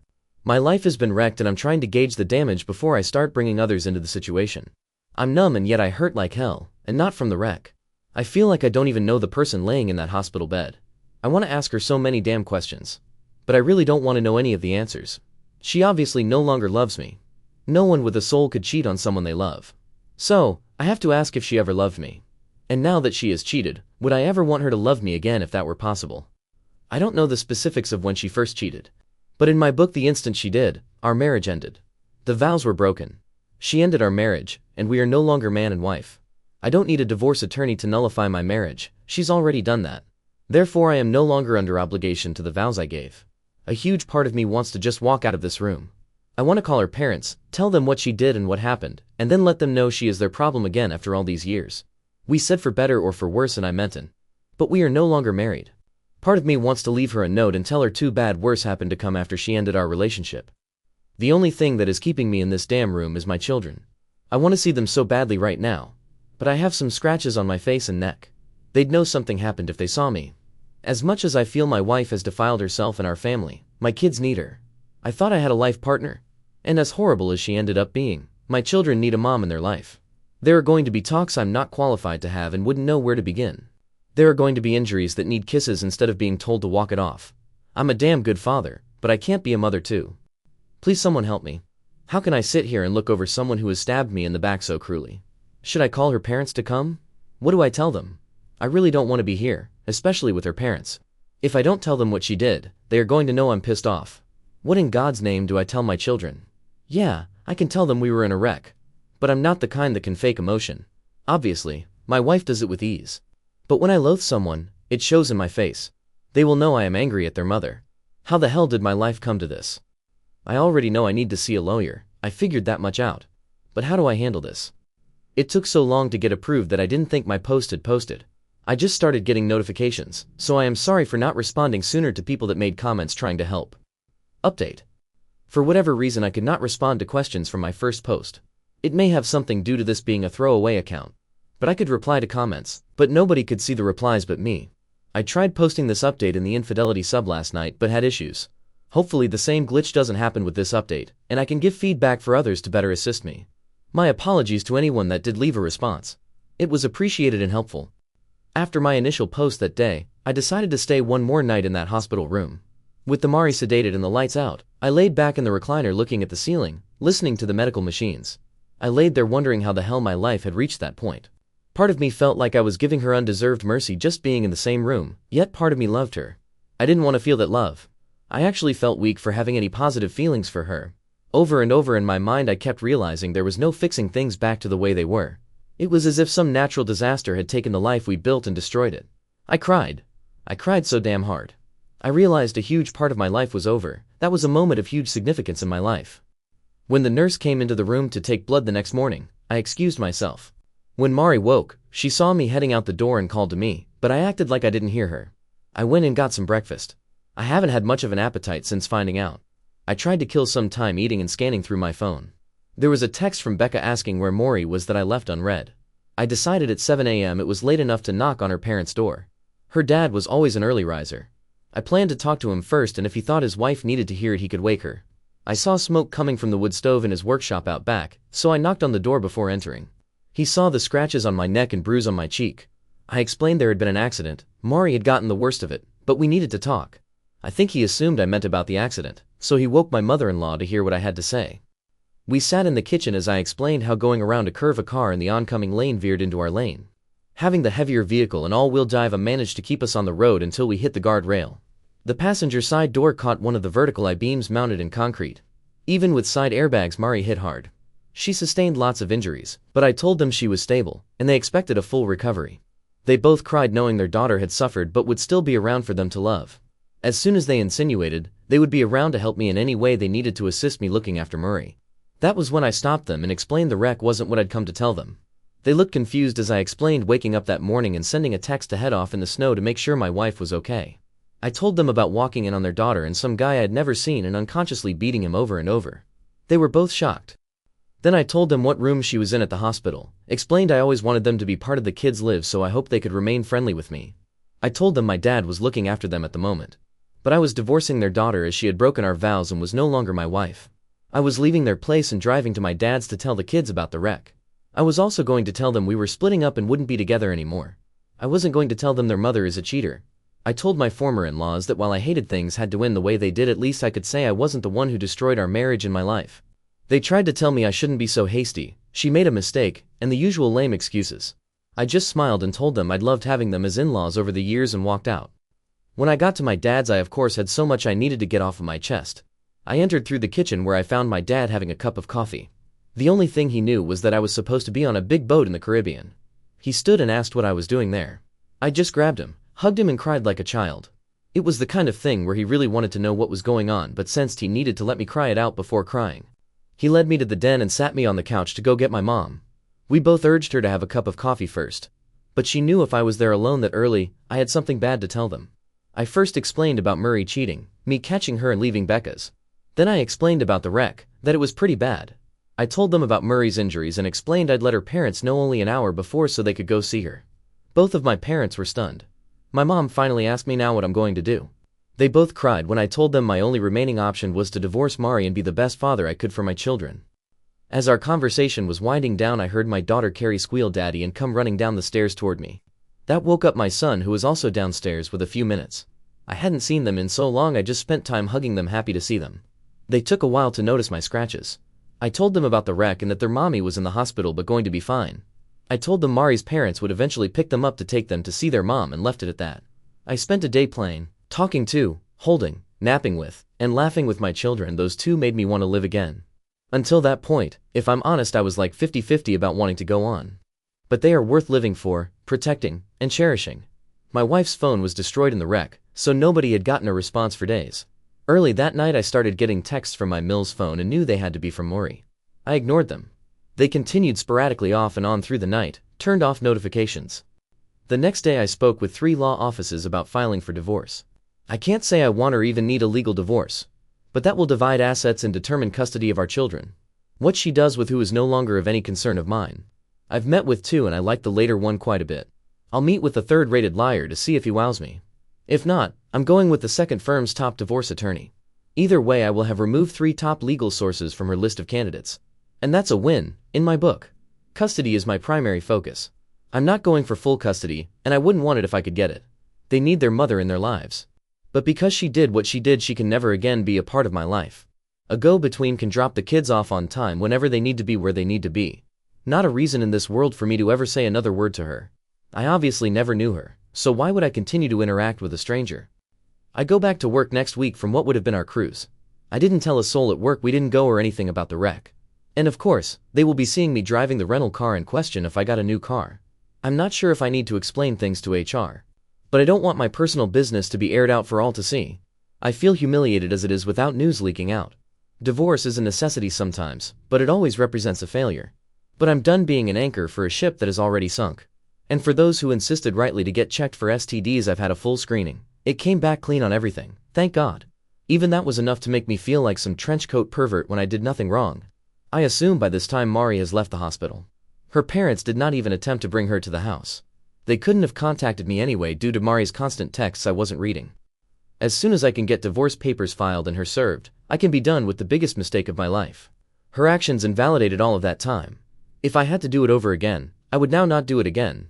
I would choose a life with someone else, anyone else who would actually be faithful and loyal. Her greatest asset is what she intentionally threw away. The ability to be trusted. From having someone to call your own to being all alone. That's what I'll miss. But I know all of that was a lie and I meant nothing to her. People will swoon over a beautiful lie and repel an ugly truth. I'm not one of those people. A lot of people wanted the dirty details of who my wife strayed with, why and how long it had been going on. I'm sorry I don't have that information to share. But I really don't want to know. Outside of a person literally putting a gun to your head, there is no excuse to cheat. Beyond that, when you have made a life bond you have sworn to uphold and make the decision for the other person to ruin it, you are vile. I wish to God I'd never met her and had taken a chance on someone, anyone else. She had no right to give me a life and then take it all from me against my will. The man I was before her betrayal will never exist again. The woman she was never existed, and the life I had is a facade and ruins nobody wants to live in. Update 1. Not only am I not sure where to begin, I'm not even sure what to say when I do. I guess the first thing is to tell everyone I did manage to get a very good lawyer. Her firm in general is rated the highest at representing men in divorce cases in my area. Instead of passing my case off to someone else on the legal team, she took on my case as her own. Everyone at the firm has been kind and supportive. I can tell they don't just care about getting their retainer and payoff. Nadia, my lawyer, has done everything she can to help me with my well-being and sanity. After agreeing to take my case, we went over the usual forms I needed to fill out. I listed property and all bank account info as well as ballpark estimates of what Murray and I make income-wise. After explaining about the wreck and what I saw just before it happened, she asked if I'd had an STD panel. I explained that I had, and everything had come back clean. She then asked if I had documented the infidelity with pictures or video. I told her I hadn't been thinking rationally enough at the moment to do that. She phoned a pie her firm uses and set up a meeting between he and I the next day. I live in an at-fault state. So, while I knew Murray was unfaithful, I needed actual evidence for the divorce to go my way. We set up one of her staff to be the go-between for me and Murray's dad as far as communication goes and to arrange drop-offs. I got her aide to go ahead and notify my soon-to-be ex-father-in-law that my ex could have the kids that upcoming weekend and following week. Nadia then asked if I had arranged therapy for me and my children. I explained I was due to have my first therapy appointment that week. But as the children had yet to be told anything, I was holding off on that. She told me as soon as I felt they were in need of any professional attention to let her know. She had several therapists she could recommend. She expressed what seemed to be sincere condolences I was having to go through all I have and will. I tend to dislike lawyers. But I do think I might have found one with an actual soul. She gave me a list of things to collect and do before our next meeting. Many of the instructions were identical to the advice users post here. So, when she told me to drop by the drugstore to get 2 DNA kits, I thought nothing of it. I knew it was standard protocol. When I got home with the kids that night, I did the cheek swabs for me and them. I sealed everything up and mailed the kids off after taking the kids to school the next morning. 2 days later was Friday and the go-between dropped the kids off with their grandfather for the weekend that morning. I went to work, and I was just coming back from lunch when I got an email notification from my personal account. I could see it was 2 emails from the lab, so I waited to get to my computer to view them. At my desk I opened the first email and clicked a like. The result said my son Michael is in fact my son. I opened the other email and clicked the link. I read what it said. I read what it said again. I couldn't really say anything, I just started shaking my head. I knew I had to get out of the office before breaking down. But I managed to do screenshots of both results and email them to myself as photo files. I went to my car and began bawling as the realization my daughter Carrie was in fact not my daughter set in. I can't imagine having an arm cut off would hurt much more than losing a daughter.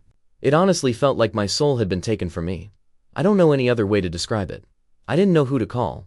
I just sat there crying and wishing like hell I could wake up from my nightmare. I downloaded the 2 files from my email account and texted the pics to my lawyer. Within 20 seconds Nadia called asking where I was. Work was all I could manage to say. She told me to stay there and someone from the firm would be there in a few minutes. I ended the call and opened the door. I began to vomit uncontrollably until I was dry heaving. By the time I managed to stop puking and feeling dizzy, one of the paralegals arrived to pick me up. She took me to the firm, and as soon as Nadia finished with a client, they ushered me into her office. The first thing she told me was that sometimes the tests come back wrong. She said she understood I was upset and had every right to be. But she urged me we needed to test Carrie and me again in a local lab to ensure nothing gets contaminated. I couldn't believe what was happening. Even after catching Mari cheating, I just assumed the DNA test on the kids was a formality. I would have never thought my wife would ever be unfaithful. But imagining she was capable of having some other man's baby, if true, who in the hell did I marry? I couldn't even confront Mari if I wanted to. I didn't have concrete proof. Yet I couldn't imagine if the results confirmed what we highly suspected, how she and I would ever have that conversation. One of the ladies in the office at the firm had a blood pressure cup and checked mine to make sure it wasn't at dangerous levels. It was elevated and I did feel like I was close to a panic attack. Yet I was numb and in shock at the same time. I wondered what was next. I struggled to grasp my little girl might have never been my little girl. At that moment I was so glad the kids were staying with their mom. I started wondering if both test results could be wrong and Carrie was my daughter and Michael wasn't my son. I knew I couldn't wait 2 days to know the truth. So, the go-between set up a time she could pick Carrie up the next day for a few hours and take her back to Murray's parents. We did the test in a sterile environment and by trained medical staff. There was no mix-up. I am not Carrie's father. It still took a day to get results and she was back with her mom by the time I got them. But I cried even harder the second time, and I'm so glad Carrie wasn't there to witness it. I sent the results to my lawyer, and she called to check on me. She urged me to seek out family and not go through things alone. I got into my car and drove to my dad's crying the whole way. When I got there and saw my mom, she knew something was wrong, but couldn't get it out of me. Finally, I just managed to utter, "Carrie is not my daughter." Mom asked me, "What?" But she knew she heard correctly, and I was incapable of repeating it. After about 30 seconds of silence other than me weeping uncontrollably, she stood and got her cell phone. She called my dad. She told him to hurry home, but please be very careful, that I had bad news. I could tell my dad wanted at least a hint at what could be so bad. She just urged him to be safe and get home as soon as he could. He arrived in about 20 minutes and we all just had a long cry for hours. I'd console my dad. He'd console my mom. They'd console me. But we were all inconsolable. They of course asked me about Michael, and I assured them he was mine. They both expressed relief and then felt badly for being relieved to only be losing one grandchild. They asked me what I was going to do. I told them I didn't know. The only thing that was certain for me at that moment was that Carrie would never want for anything she needed and most things she wanted. I didn't even care about potential required child support at that moment. She was going to be taken care of. As horrible as I was feeling for myself, I felt even worse for Carrie, being totally innocent. Did I want custody of her? Could I get custody of Carrie even if I wanted it? I began to wonder if Mari knew or suspected. I suddenly wanted some damn answers. I met with Nadia after work Monday, and she told me she'd met with a private detective hired to follow Mari.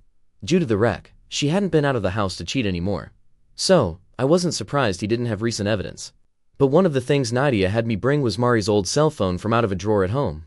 He was able to get in and access nearly every app as if he were on her destroyed phone. He found nudes sent and received to and from various guys. Tons of messages and sexting with enough admission of guilt in them to sway any judge. I was asked if I wanted to see any of the pictures or read the texts. I declined.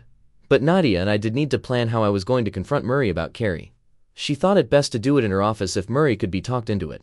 She called Murray's mom's cell in front of me. I heard Mari's voice for the first time since I left the hospital. Nadia got straight to the point and told her she needed to meet with me to explain a few things.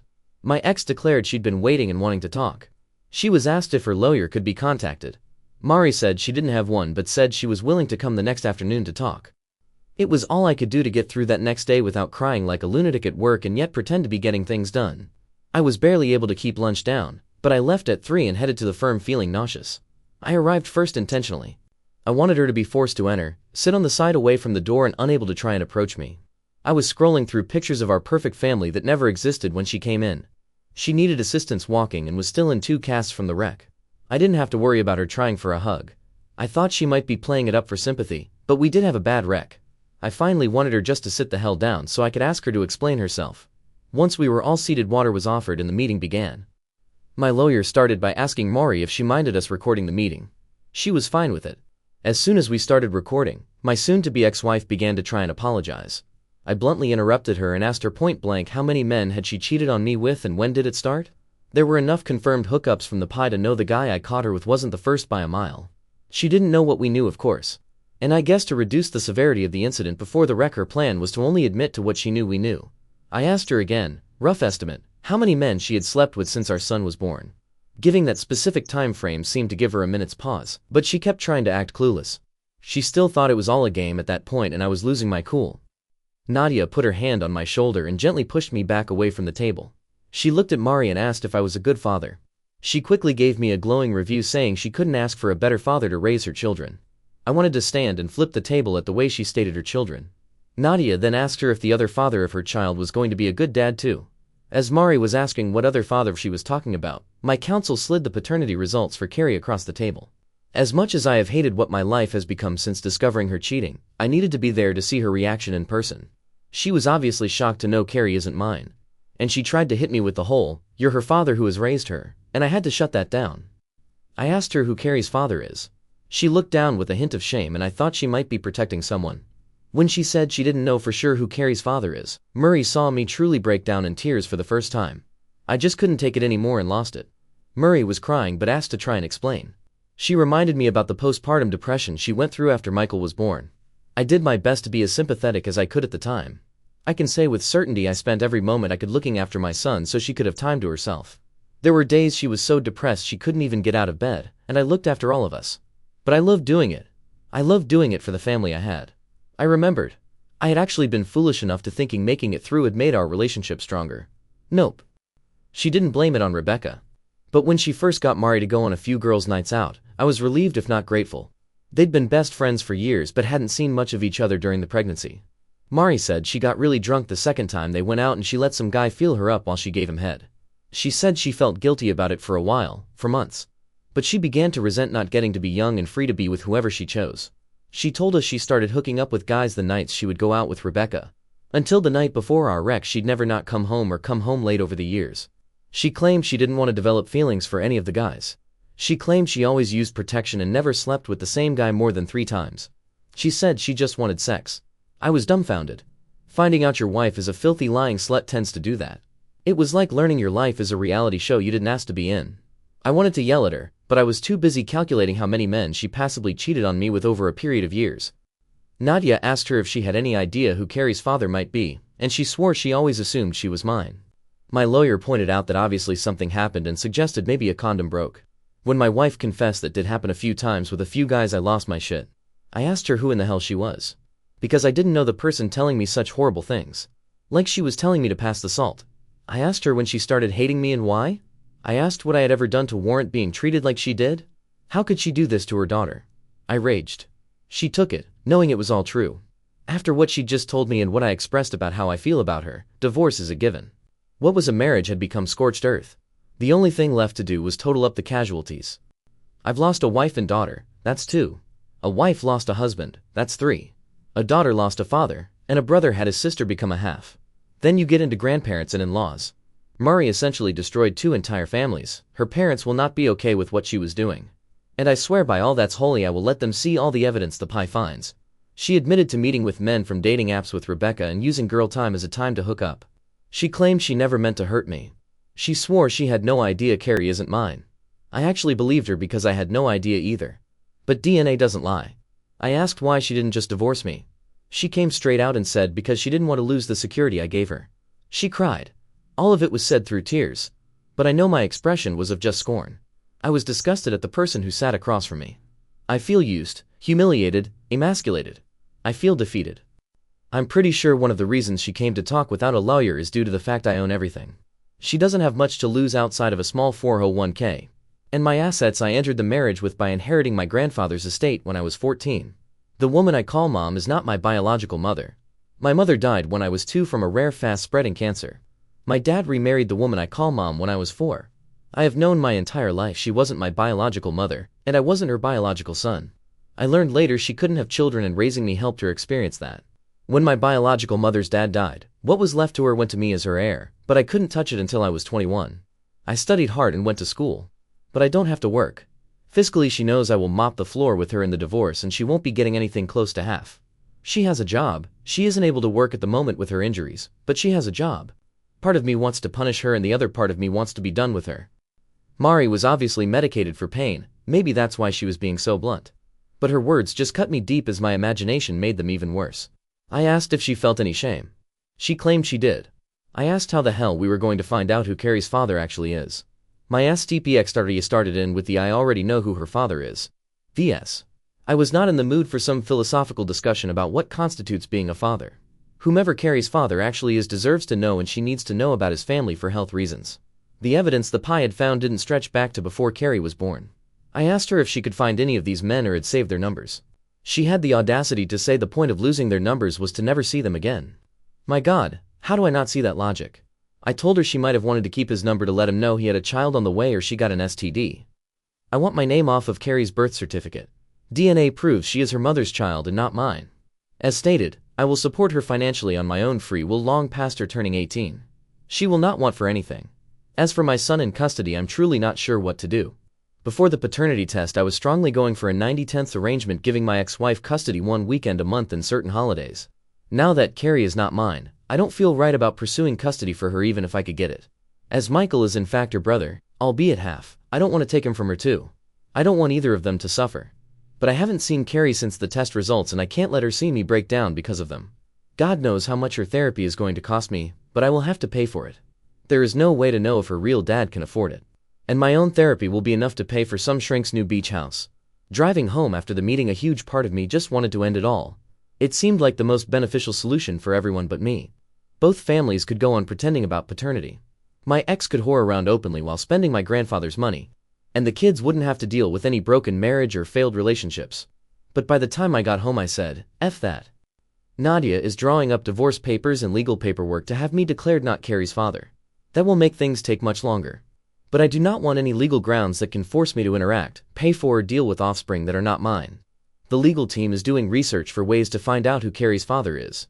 Many of the ancestry sites suggest potential relatives when results come back. Right now, that's our first plan of action. Even if the results don't come back pointing to a certain individual, they might point to a brother, cousin or another relative. Whomever the guy is, he may not be ready to accept a child he didn't know about. It could cause some anxiety in his life. But I doubt it will be nearly the terror I felt losing my daughter forever because she never existed. Everything is just so screwed up at the moment. Nothing is stable. Chaos is a daily burden at this point. The kids come back to the house Sunday afternoon. I've never wanted to not see them before. But I know many inevitabilities will happen I cannot be prepared for. When she sees me and wants to hug her daddy, I'm not even sure how I'll react.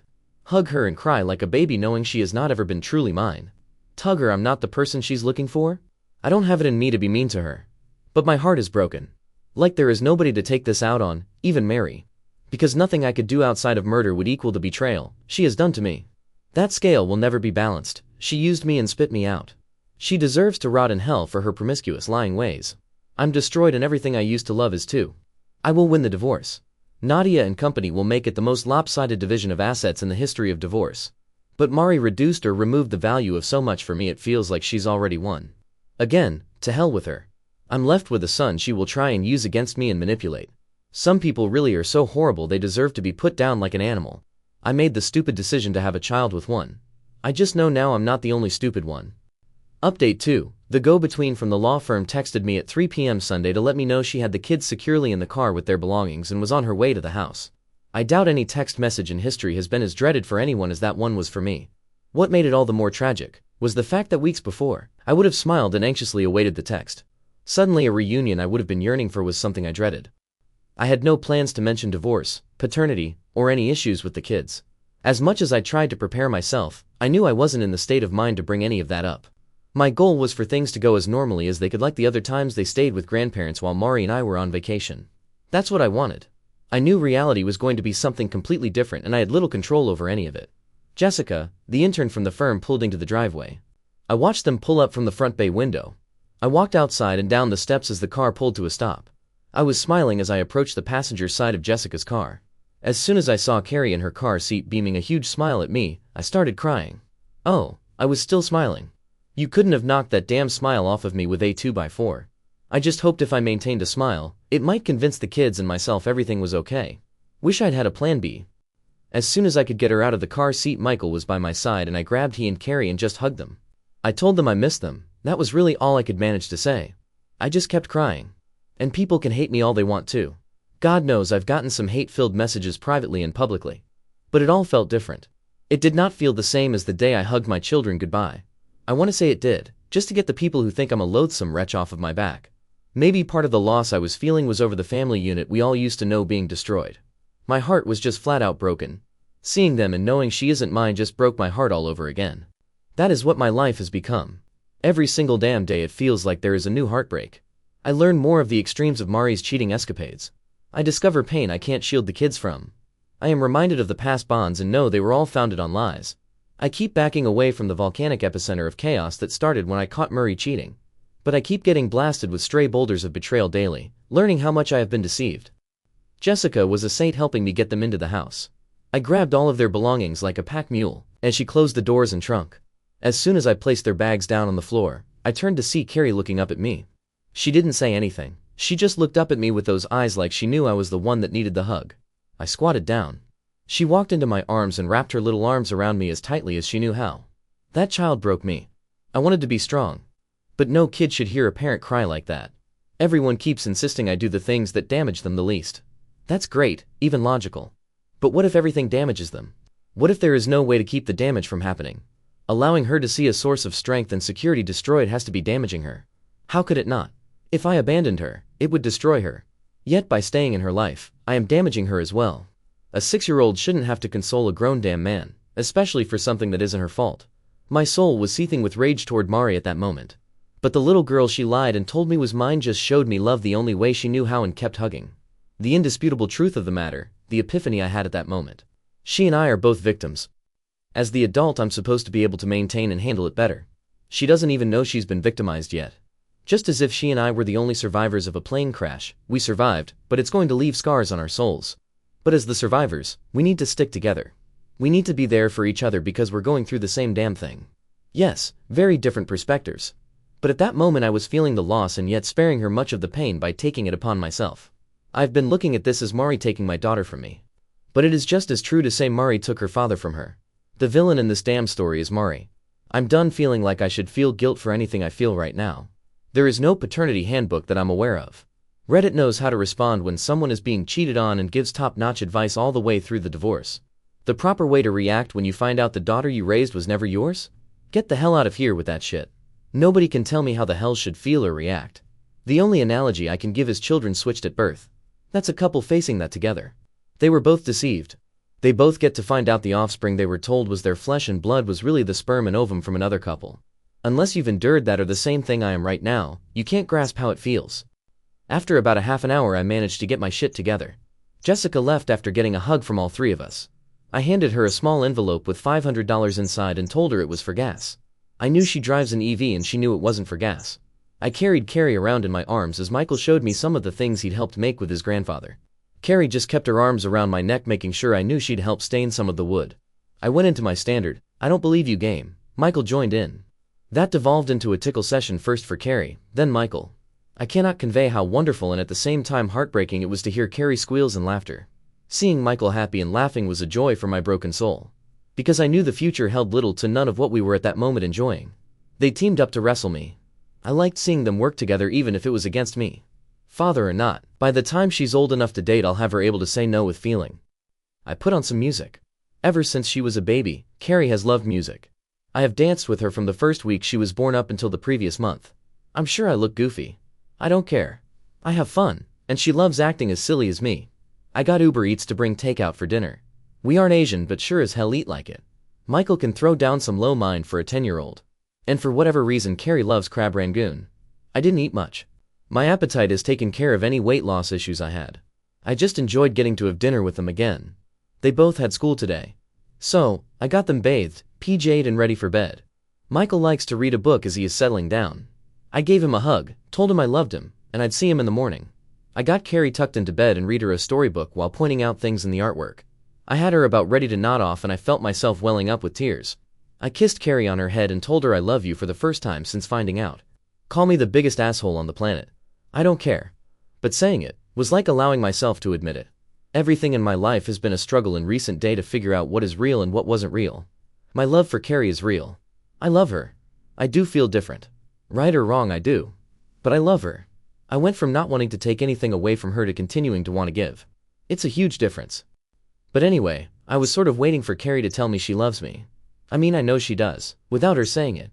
No, she took the moment to tell me, "Mommy loves you." I knew what she said. I made a point not to snap at her and be as sweet as I could possibly be when I asked her, "Carrie, why did you tell me that?" She said Mommy told her. I very sweetly asked if Mommy just said that or if Mommy told her to tell me that. It seemed my soon-to-be ex-wife had to explain why I hadn't been to visit, wouldn't be coming over, and she wouldn't be coming home with them. She actually told the kids her parents' house was her new home, which I was kind of glad of. But the "I love you" BS, I still had to get to the bottom of. I pried some more. Then Michael came into the room. He revealed their mom had told them she wouldn't be coming home because I didn't love her anymore. What the F was I supposed to say to that? Yep. It's all on me, I just fell out of love with your mom. Blame me. Was not happening. I called our usual sitter. I asked if there was any way she could come over for a few hours to look after the kids. Since they were already in bed and that meant she could study while getting paid, she agreed. I got into the car and made a beeline for my in-laws' house. I didn't bother calling first. When I got there, I knocked on the front door and asked to see Mari. Her mom led me to her childhood room where she was recuperating from her injuries. I turned to her mom and placed my hand on the doorknob before telling her Mari and I needed to chat.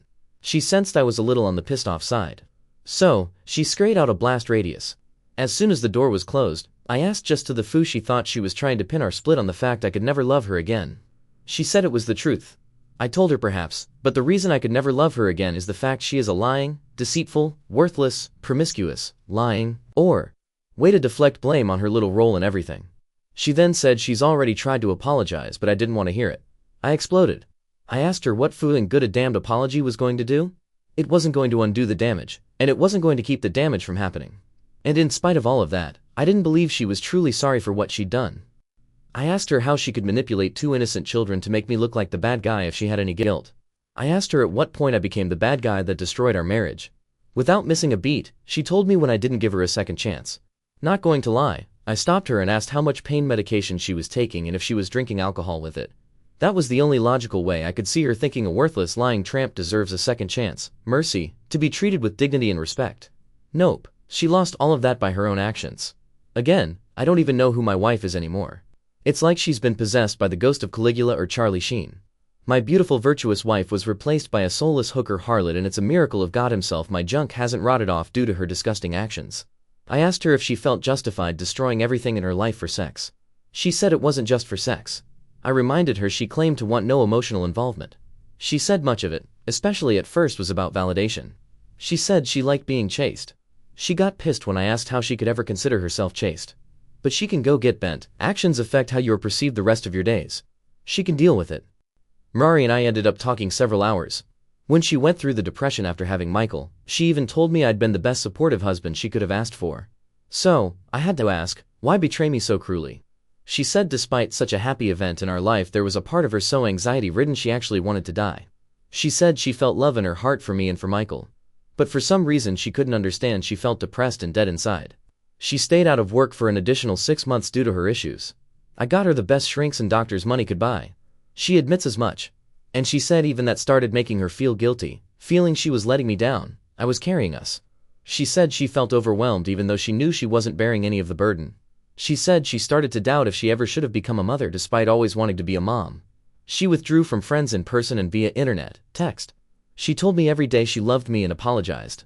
I told her I had nothing to apologize for. I just wanted her to get better. Maybe she was apologizing for what she was about to do. When Rebecca came to the house unannounced that first day, I was so glad to see her. I knew Becca was ballsy enough to not be pushed away but be kind enough to get Murray to open up. It still took months before anything that could be considered a night on the town occurred. Just getting Murray to go to Starbucks was a victory at the time. There are a ton of guys thinking I'm the biggest schlep on earth letting my wife go to bars or clubs with a single girlfriend. 99% of the time you would be 100% correct.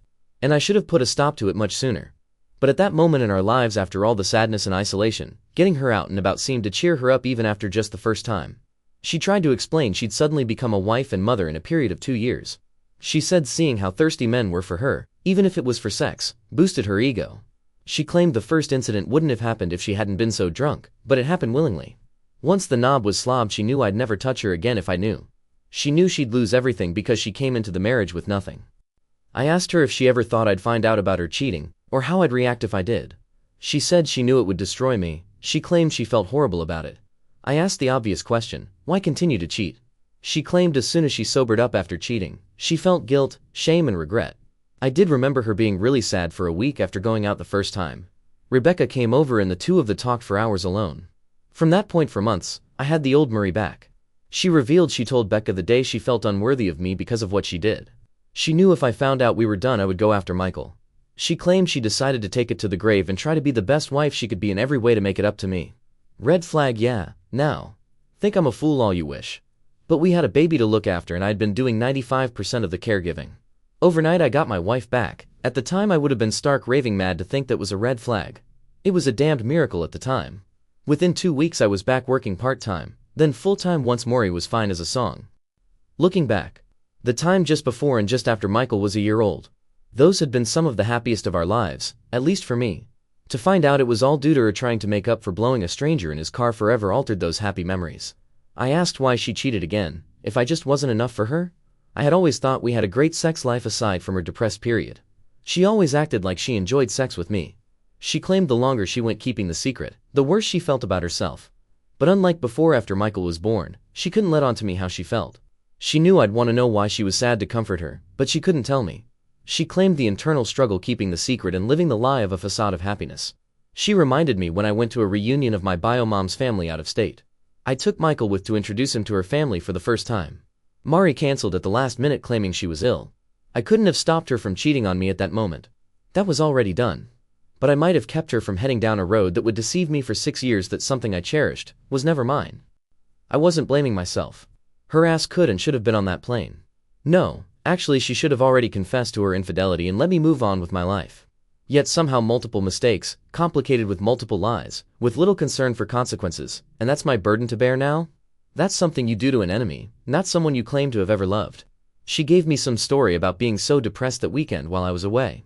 She knew she was unworthy, even if I didn't. She was punishing herself, even if I didn't know she deserved it. At least that was the way she rationalized it. She knew if I knew I would view her as a whore and be disgusted with her. I never stopped showing my love, telling her how much I loved her. But she said at some point she realized if I knew the truth, I wouldn't love her. The attention I focused on her didn't matter. It didn't carry the same weight as before. Because she realized she was unworthy of the attention, and I'd realized that too if I knew about her sleazy rendezvous. She said she called Becca for a shoulder to cry on who convinced her to go out for drinks. According to her, she spent the first part of the night crying and asking what she should do. The bartender bought her a few shots to help her cheer up. She didn't have to say Rebecca nudged her toward some flirting. She found herself kissing the guy in the back alley behind the bar and stopped herself. She went back inside feeling even worse than before because she realized she'd cheated yet again. More alcohol. Becca needed someone to help Mary inside. She asked the guy who just had his tongue down my wife's throat. Rebecca left them alone and clothes came off. I asked her if she once thought of Michael, if I ever entered her mind as she betrayed us both. She got pissed and told me she never betrayed her son. I let it be known she betrayed not only me and Michael, but Carrie, our parents, everyone who watched us take our vows and God above. She betrayed the sanctity of our family and marriage. But I stopped and just shook my head telling her despite what she'd done to that point, she should have just let me go. I told her I would have looked out for Michael. She could have whored around with the entire state after we divorced. I told her I would have gladly written her name on bathroom stalls for her. But she didn't. She kept lying. She kept cheating. So much of it disgusted me to hear. Like she had an actual strategy after the first few guys. She didn't want them getting attached to her as she wasn't going anywhere unless she had to. She wasn't looking for an emotional connection. She called it fishing. Getting a guy's number, break the ice, give a little nibble, pull away, get him to pursue, but on her timetable. When she said she already knew, I thought she was beautiful. Getting second opinions didn't feel like a bad thing at the time. I just looked at her shaking my head. At any rate, the bartender is not Carrie's father. That much we are sure of. He was months too early in the game to have been the sperm donor, and she claims they only hooked up that one time. I asked if she could remember the names of the specific guys she was talking to and getting to pursue her. Maybe a coup of first names, but I wouldn't know where to find them, was enough to shut the conversation down for the night. Yeah, I wanted more answers. But the details of the BS aren't coming out in one night. And that wasn't what I came there for. She was seated in a chair to be able to prop up her cast-on pillows. So, I got down inches from her face. I told her she was a pitiful excuse for a human, and I truly believe she has no soul. I told her that her actions have caused unimaginable pain and will continue to do so in the future. But I looked her squarely in the eyes and let her know I was not going to let her hurt my children anymore. I told her point blank that I was the one who got deceived for 6 years. If anyone was going to be getting a little slack for focusing on his needs, it was going to be me. But Mari, I told her, and I meant every word, heady bullshit and manipulation is just going to make me loathe her even more. We weren't getting back together, ever. I was disgusted for her to even touch me. Loyalty wasn't even in her vocabulary. But father or not, I was going to be loyal to Carrie. I was going to protect her as much as I could. And if I end up having to protect her from her mother's lies, manipulations, and deceit, so be it. I told her Nadia has friends that would love a new BMW for getting her declared an unfit mother. I went there. It was a threat. And I meant every damn word. I told her if she had things to say, she could say them to my face. Getting Michael or Carrie to relay things their mother said was not happening ever again. Carrie was to know little to nothing about any details of our divorce and for right now paternity. But when the time came to tell her, I would be the one who would break that news. It would be me who got to explain how her mother victimized us both, but we survived together. There was no way in hell I was allowing the person who destroyed so much for us both get to downplay it or blame me. That horrible news wasn't coming anytime soon for her as far as I planned, until the need arises. And I'll decide when that is. I pointed out she doesn't have a lawyer and let her know the kids would be staying with me for at least the next 2 weeks. She needed some time to reflect on not only the entirety of her betrayal, but her cruel manipulation that will only hurt Carrie. I'd let her know when she'd earned the right to be a mother again. There wasn't much she could do. I had the kids. She's in 2 casts.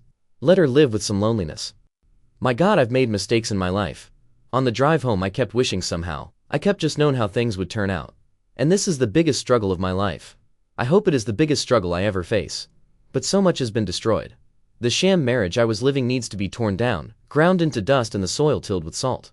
But there is no reason to hurt little girl who at the moment is blissfully unaware at the battle between her mother and her daddy.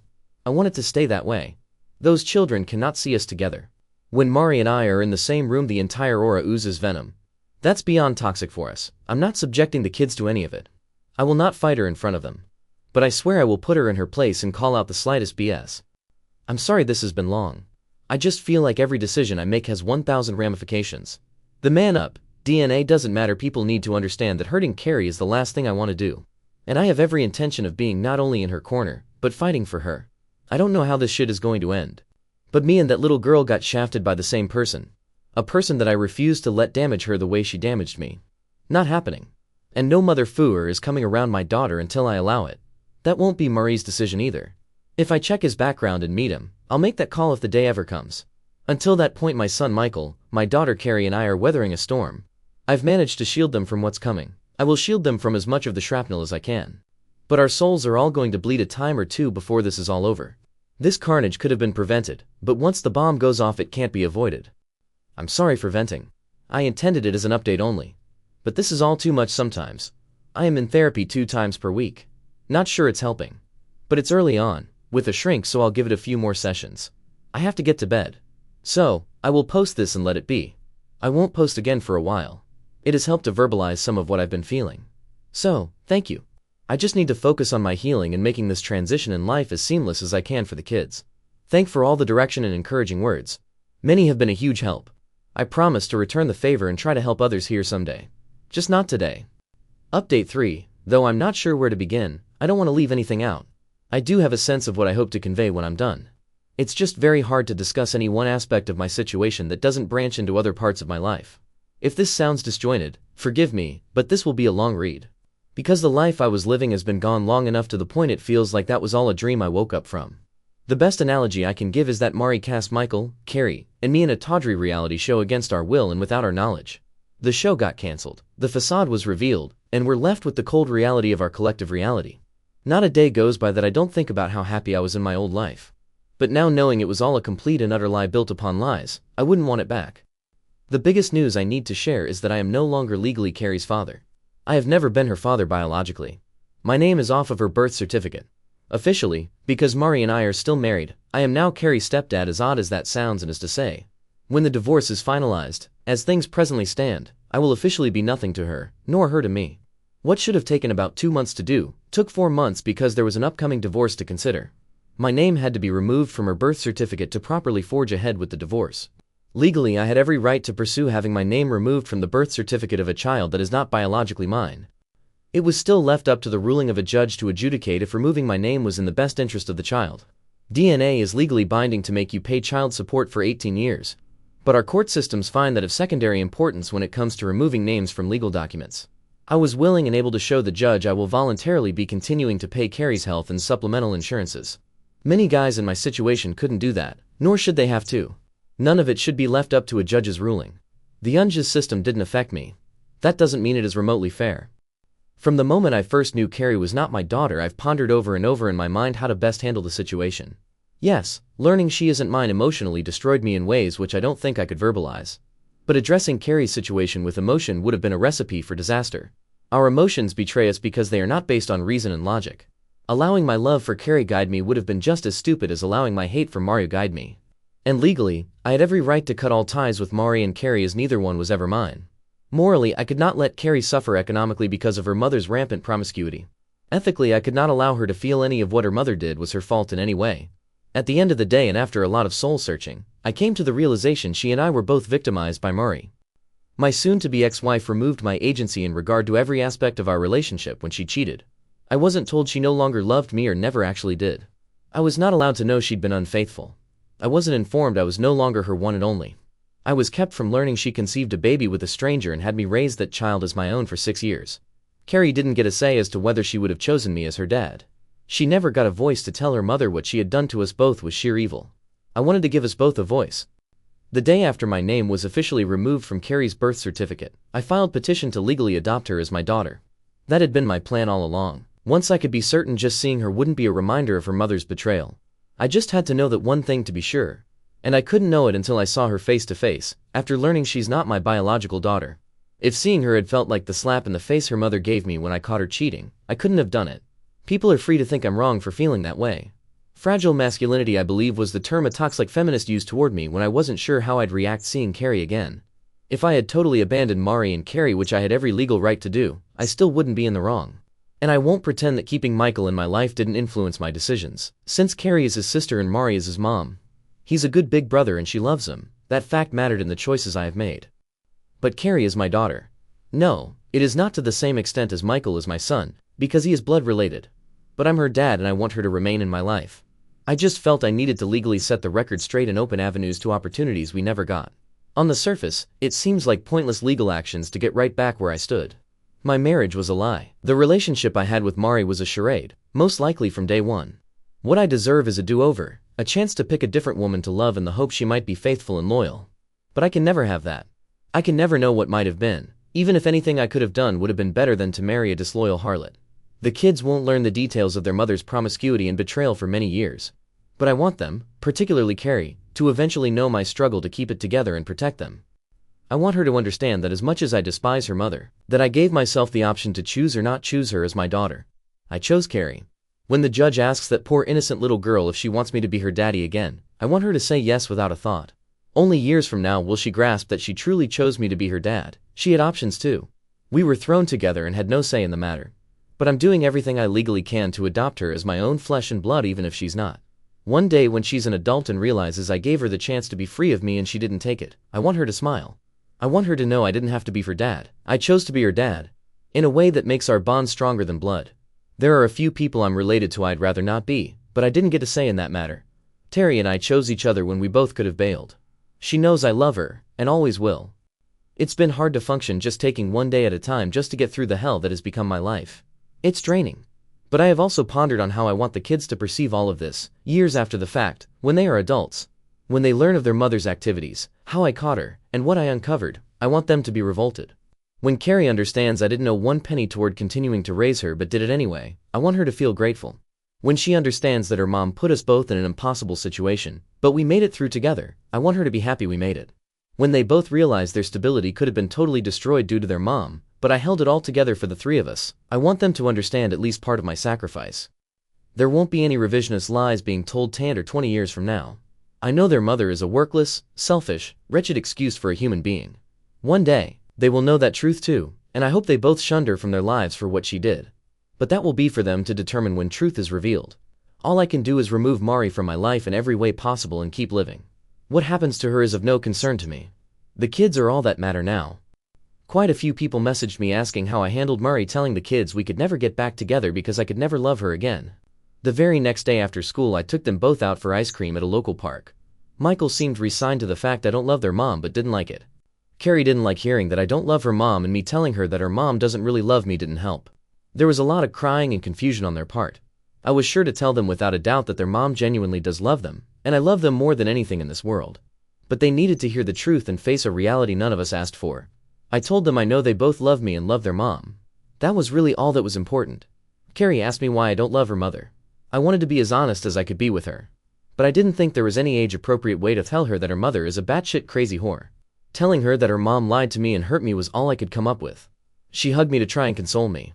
It nearly broke my heart, considering she had things to be consoled over she didn't know about yet. Michael asked me what was going to happen concerning the divorce. I told them that they would live with me, and I'd look after them in their home during the week. I explained a court would figure out what weekends they would stay at their grandparents' house with their mom. I promised them their mother and I would keep our arguing between us from that point forward. I explained she and I had a long talk the night before, after they got home. Carrie said she wanted her mother to stay with us. It hurt me to tell her that was never happening ever again under any circumstances. But she had to be told. She said her mommy had said she wanted to come back and stay with us. I looked her straight in the eye and told her I have no doubt their mom would like to keep staying with us. I told them both that it was impossible for me to explain at that time, but their mother had betrayed all three of us. I said they weren't old enough to understand at that moment.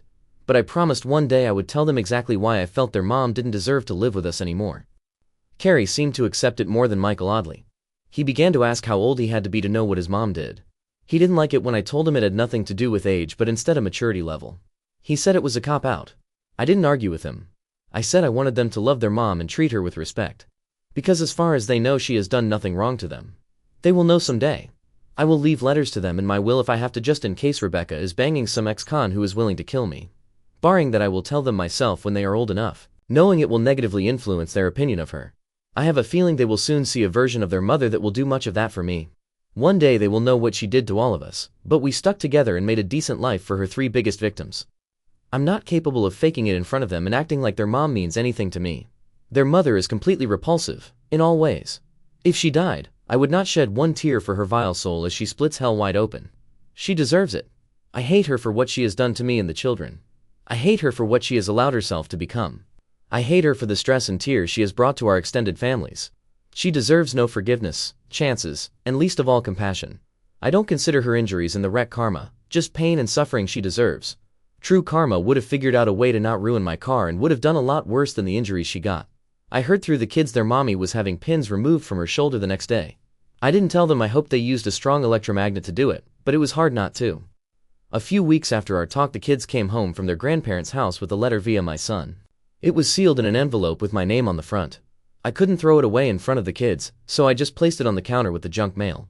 After I got the kids to bed, I passed by the letter and decided to read it. Murray started out apologizing to me for hurting me.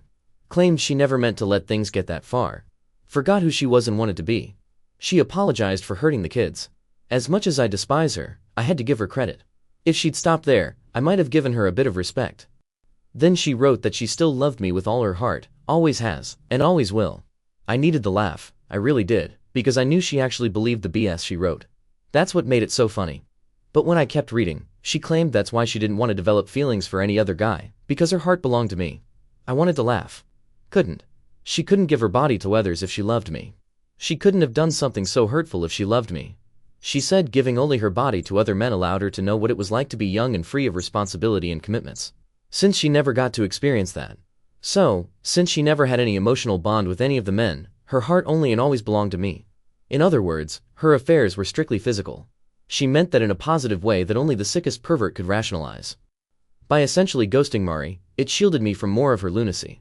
I felt I needed to do that for my own sanity. Yet I have also shielded myself from understanding the depths of her depravity in mind and body. I've thought thousands of times since D-Day that I never knew her. What she chose to write to me let me know she never knew me.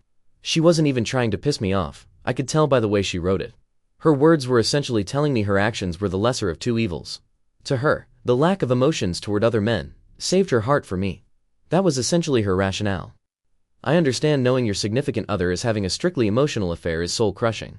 But no one ever got STDs from an emotional affair. No one ever punched an emotional affair partner through a cell phone or computer.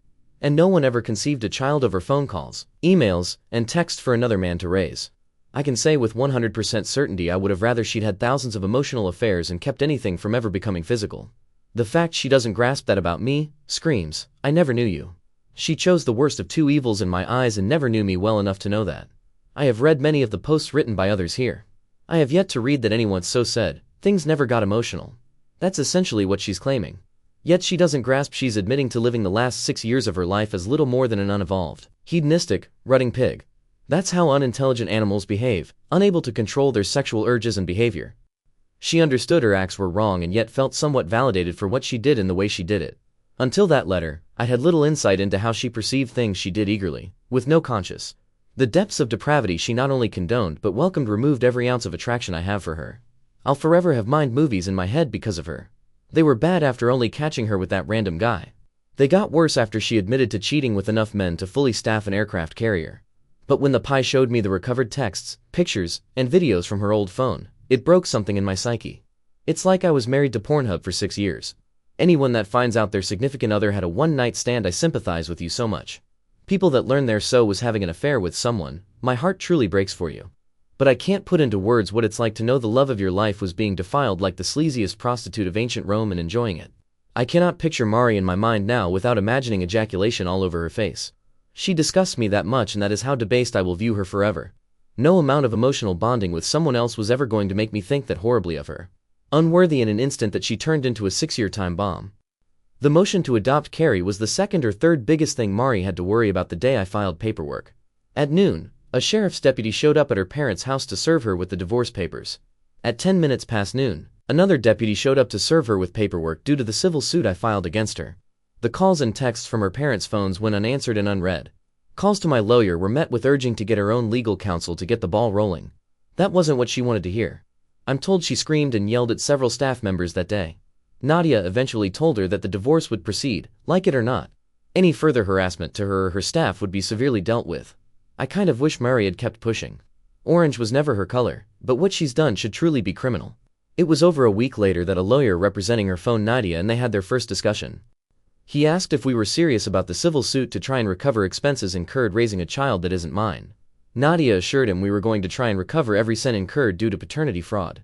She negated to tell him none of it is about money. Even if I win, the odds are high I will see little or none of what any court awards. But if I win, it will be money coming out of any and every paycheck going to me until paid in full. It would be a costly reminder and punishment for what she's done.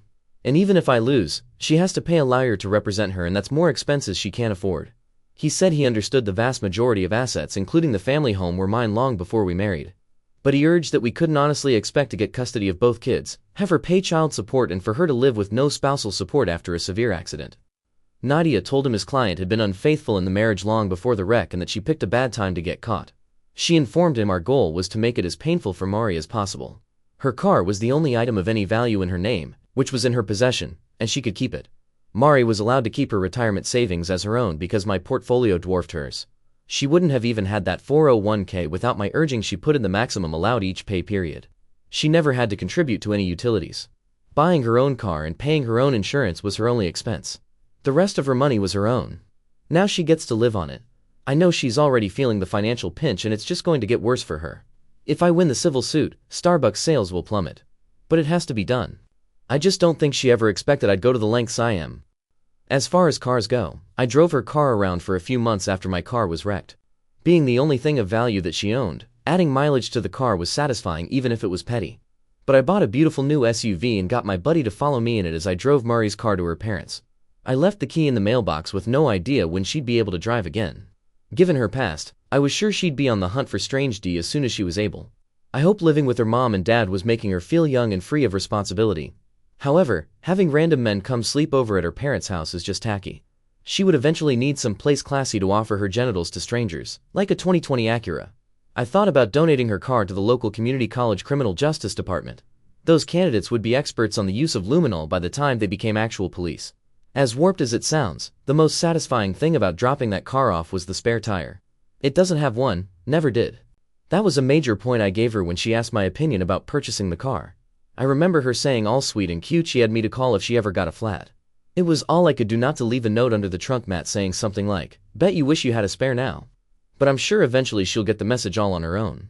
A few days after the lawyer spoke on the phone, they met in person to discuss things. Her side wanted a meeting to discuss Carrie's situation.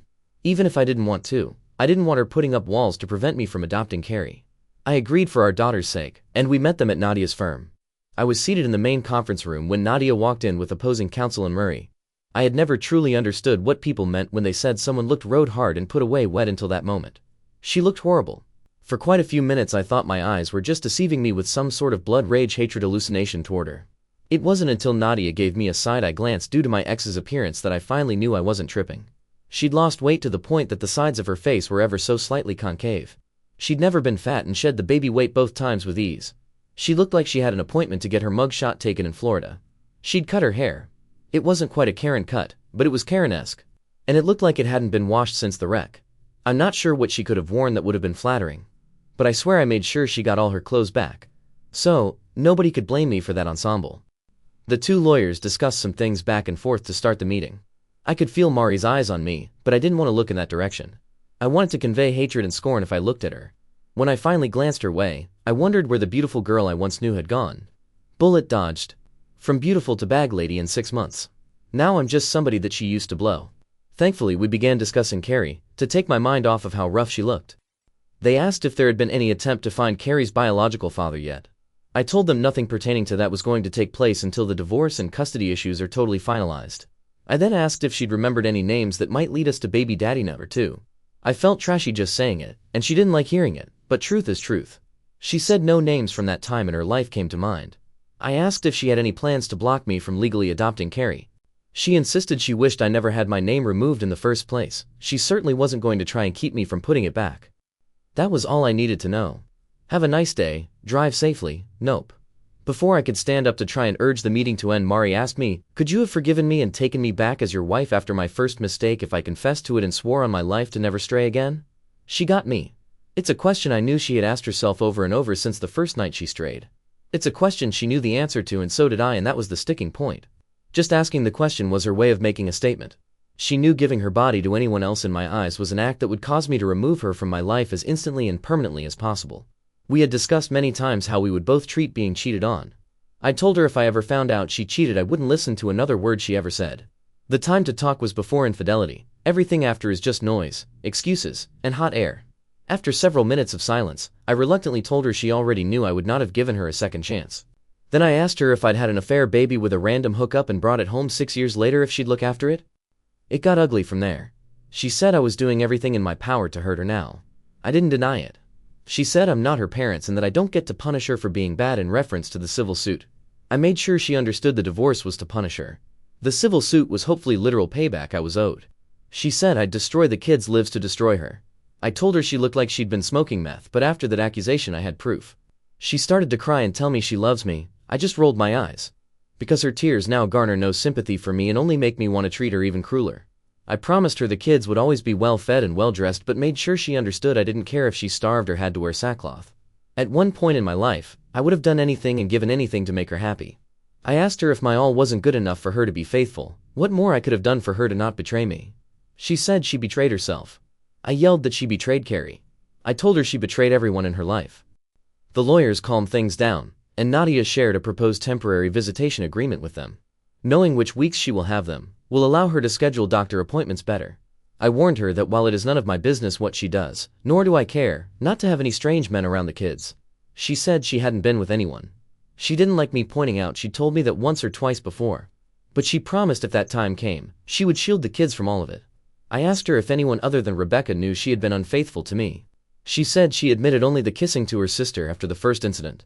Her sister freaked and cursed her the hell out for 5 straight minutes. Mari knew she could never tell her sister how far she actually went. But no one but Rebecca knew about all the hookups. She asked if there was any chance of us getting counseling to see if things could work out between us. I asked her why I would want a marriage with a dead bedroom. She pointed that we never had a dead bedroom. I explained it was sure as hell dead now because I'd never touch her nasty ass again with a body count higher than COVID. Mari asked if I hate her. I'm not sure if that was a yes or no question, but with every fiber of my being, will have to suffice. So, there's that. And that's essentially where we are. Just waiting for the divorce case to go before a judge. The civil case can't even go on a docket list until the divorce trial ends. The kids are doing well, given the circumstances. They get to see both sets of grandparents more. If there is any positive in this mess, there is that. And yes, I know I have to let go of the hate. I am seeing a therapist. But it took me quite a while to find one I like. Even she acknowledges I have a lot of legitimate reasons to hate Murray. I'm not the kind to seek validation. But knowing my hate isn't irrational helps quite a bit. I know it isn't good for me. My new therapist is helping me vent and try to let go. I'm not very good at meditation, but it's new to me. My first therapist was okay for about 4 sessions.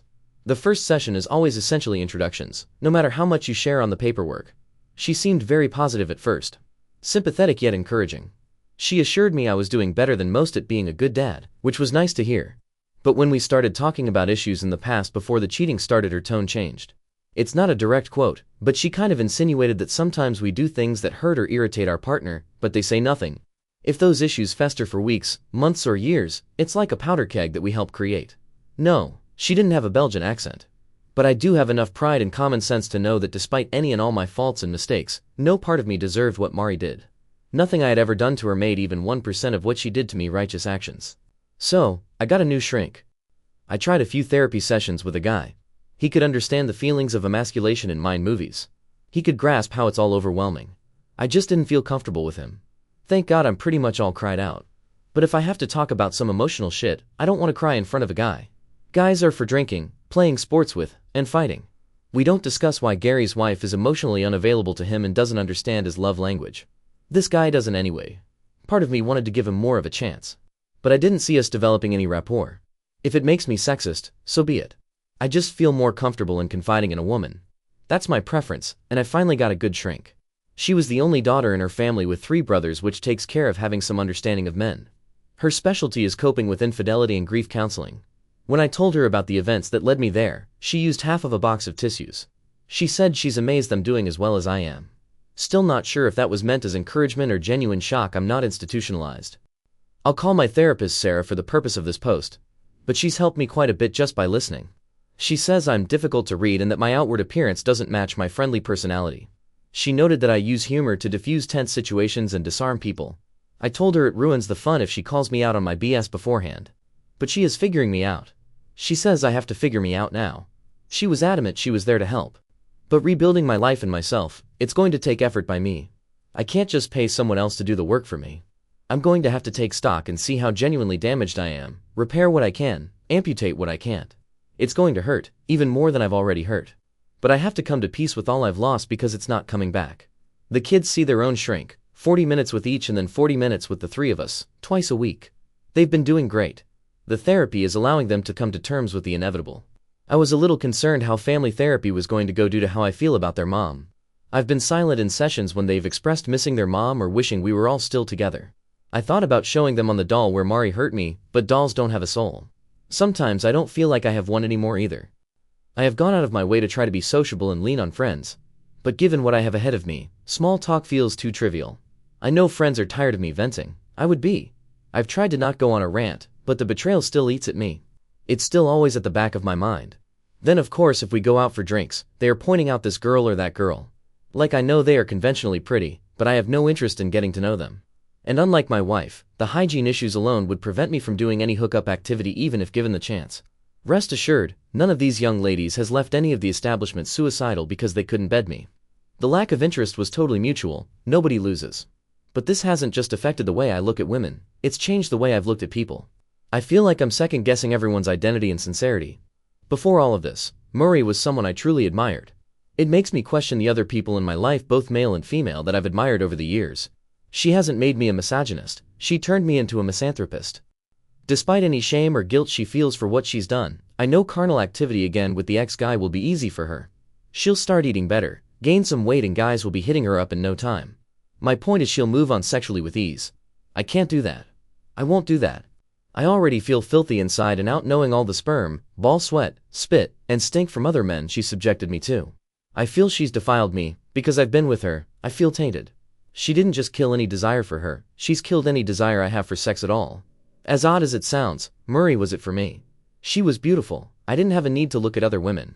And I thought what we had was special. Beauty just doesn't even register with me anymore. My mind knows better, but my subconscious thinks all women are like Mari and Rebecca. And that's my struggle, fair or not. I had someone send me a very supportive message of encouragement. Then they said they almost envied me as a soon-to-be single guy who is financially secure. He said I'd have no problems meeting women and would be perceived as high value. I thanked him for the support without conveying something that he would look forward to, would be a source of anxiety for me. I know people hook up left and right, all day every day and everywhere. That is between them and the people they hook up with. Not my thing, but more power to them. I wouldn't want a stranger, even a very attractive stranger, touching me. I'm a personal space kind of person. I cannot fathom meeting a stranger at a bar or on an app and interacting with them very little before getting physical. Knowing humans often then agree to go off somewhere, remove their clothes and have sex and see no issue with it amazes me. Obviously, in a world with Tinder and dating sites, my stance is the oddity. I'd be contemplating how long it had been since they'd done the very same thing with someone else. The vast majority of people are accepting of the hookup lifestyle. Murray's hookup numbers wouldn't be all that abnormal for the typical single woman these days. And I think most guys would behave that way if they could. I couldn't and wouldn't, plus, obviously never wanted to be with someone who ever has. Part of me feels Murray wasn't forthcoming about her infidelity, just to spite me for what she knew would be my stance. When I said it felt like she was making a statement, that's the statement it felt like she was making. If I wouldn't even consider a second chance, she was going to do exactly what would hurt and disgust me most. The shit test to end all shit tests, then getting revenge on me without me ever knowing I was being tested. Once the bond we had was broken, we could never have that again with each other or anyone else. It was a once-in-a-lifetime opportunity because we are each only granted one life. The continued cheating was what has killed me. If she'd just admitted to what she'd done and we'd divorced, I just might have been able to pick up the pieces and eventually give someone else a chance. It's like she wanted to destroy me so there would be no way in hell I'd ever want to be with anyone again just because she couldn't have me back. Diabolical. And I don't care how many showers were taken and condoms were used, some foreign DNA made its way back to me. Disgusting. I hope her genitals rot out. When Mari and I had only had sex with each other, every action was a pure and beautiful act. Her first act of infidelity destroyed all that had been or ever could be, in an instant. Anyone outside a relationship physically engaging with either partner defiles and poisons the relationship forever in a nanosecond. It's like the relationship is a tall glass of cold milk. The second her lips touch the lips of another man, that was like placing one drop of India ink into the milk. It's just one drop, it's still mostly milk. Pay no attention to the rapid discoloration, it probably tastes the same, just go with it, right? But instead of telling me about the one drop of ink, she let me drink the milk. Not only did she keep letting me drink the inky milk, she kept adding ink. Some people are like a glass of milk with one drop of ink. Mari is now a glass of ink with one drop of milk. She's a defiled slut of no value as anything but a prostitute or a fluffer. The night she was conceived, I wish someone had run up and kicked her dad's testicles so hard they hit his spleen just so he couldn't reproduce again. The world would be a better place. The things most people get a rush from pertaining to new relationships cause me massive anxiety. I remember getting butterflies with Mari. The feeling made me nauseous. I even had to get used to someone as pretty as Mari whom I liked invading my personal space. It's not a self-esteem thing. She and I were both outgoing around each other but introverted by nature. Figuring out how to really kiss, feeling that closeness for the first time, I had to ease into it. Everyone thinks all teens are hormonal horn dogs, but she and I actually weren't. We very slowly progressed things physically as we learned and grew more comfortable. I was taught it was the way it was supposed to be. That's what I wanted. That's what she swore to me she wanted as well. The thought of trying to be intimate with someone new makes me cringe. But of course, now the thought of Mario's like the antidote to Viagra. It's all too much. I find myself ashamed more every day to be part of the human species. My life wasn't supposed to go this way. We had so many beautiful moments awaiting us as a family, but memories are destroyed, and those moments will never be. At the end of the day, I loved Carrie, but I had to let her go because our relationship was forced upon us from day one, against our will. By adopting her, I'm telling her if given the chance, because I have given myself the chance, I'll choose her as my daughter all over again. When the judge asks her if she wants me to adopt her, it will be her with all that love for me returning. Full circle. Things set right, or as right as they can be. I can never be her father. That title belongs to some guy walking around not knowing he has a 6-year-old daughter. But I'm the only dad she will ever know. Protector and provider, long after any legal obligation would have lasted. I've done what I had to do to keep my sanity even when others questioned my actions or accused me of being cruel. I've done what I thought was needed to allow Murray's 2 biggest victims to stake their claim to what was never truly theirs. I've made mistakes how I've handled things. I won't know they were mistakes until much further down the road. But I've done my best. I will try to do another update when I can once more issues are finalized. I apologize for the lapse between updates and the length. I will try to do better on both as I and the kids press forward together. Feast and thanks to all. Update 4. In an attempt to fulfill my promise to update more often with shorter posts, this will hopefully accomplish both. My apologies if any of my previous posts caused eye strain or an aneurysm. I assure you all that was never my intent. Someone asked in the comments of my previous post about Rebecca and if I've had any interaction with her. Just so no one has to go back and read that response, I will explain where things stand here as well. I have not seen or communicated with Becca at all since that fateful morning. I do not know how prominent she now is in Mari's life. I don't know if they have had any contact, but would imagine they have. The kids have not mentioned Rebecca at all. What they tell me is the extent of what I know, which isn't a lot. However, a few weeks after all hell broke loose, I confided in an old friend exactly what was going on. I chose the friend I did because his wife is a notorious gossip. She too is a good friend of mine. So, I didn't feel any guilt for using one of her negative traits for my benefit. To those that don't know, Becca owns her own salon that employs 9 people besides her, when fully staffed. Since word slowly spread through the friend group, 2 stylists have left Becca's salon. I cannot know if they left for greener pastures or as a protest for her role in my marriage failing. But I can hope. When things are finalized, I will be airing her dirty laundry freely and often. If that causes some people to not want to work for her or visit her salon, that's great. But I will have to wait to verify if my actions bring her any misery. One thing of note is that I ran into Murray's sister in the grocery store. She hugged me and apologized for her sister's stupidity and immorality. I have no doubt many here would have told me to have no contact with her since she is of the enemy camp. But I have always liked Mandy and her husband Doug. So, I invited them over with their children to enjoy the pool. We cooked out and Doug looked after the kids in the grill while Mandy and I talked. We made every attempt to not let any of the kids overhear our conversation. Thankfully, they were all distracted by the pool and plenty of good food to let us talk at length. To make a long story short, Mari's family knew she cheated on me with more than one man. But Murray blew smoke up their collective asses when it came to any admissions about body counts. Mandy and her parents were told Mari had a couple of short-term affairs after Michael was born until she got caught. When she used the term a couple, I asked how many Mandy considered a couple. She replied 2 or 3. I went and got the folder containing just text exchanges between Mari and guys she'd sexed for Mandy to view. As she perused through the pages, I explained we were able to verify 47 different guys Mari had engaged in sexual activity since Michael was born. I made sure to explain that those 47 were just the tip of the iceberg since we knew she had often arranged ONSs via various phone apps. Mandy didn't know what to say when she heard Mari's verified body count. She wanted to immediately call her parents to inform them and to curse her sister out. Murray's lack of being forthcoming about the number of men she cheated with was enough bad news to wrap her head around. Then I put 2 and 2 together and realized nobody in Murray's family had yet been told I am not Carrie's father. I'm not sure who was more pissed off about that fact, Mandy or me. But Doug had to stop grilling to attend to his wife due to the tears she couldn't hold back. She walked around to my side of the picnic table and gave me a hug as she told me repeatedly she was so sorry. Doug was stunned. He gave me a pat on the back after making sure Mandy was okay and told me we'd go out for drinks later that week. My soon-to-be ex-wife may be a piece of dog shit, but her family and the people that married into that family seem to be as good as gold. But I will continue being cautious about how much trust I allow. I filled her in on what actually happened that morning and how I came to find out paternity results. She was stunned to say least. When she told me she wished I'd punched Becca squarely in the nose, I had to ask Mandy's opinion of Becca. Mandy said she never liked Rebecca even as kids. Mandy is 4 years older than Mari, Becca and me. She was a senior when we were freshmen in high school. Mandy said that more than once she caught Becca stealing makeup from her room but was unapologetic. She said she despised Rebecca because she'd always been manipulative and loved causing drama for others. She even told me she'd try to be a big sister role model for Becca, especially after Rebecca's dad divorced her mom. But Mandy said she'd always been an ungrateful little bitch who wouldn't listen to anyone.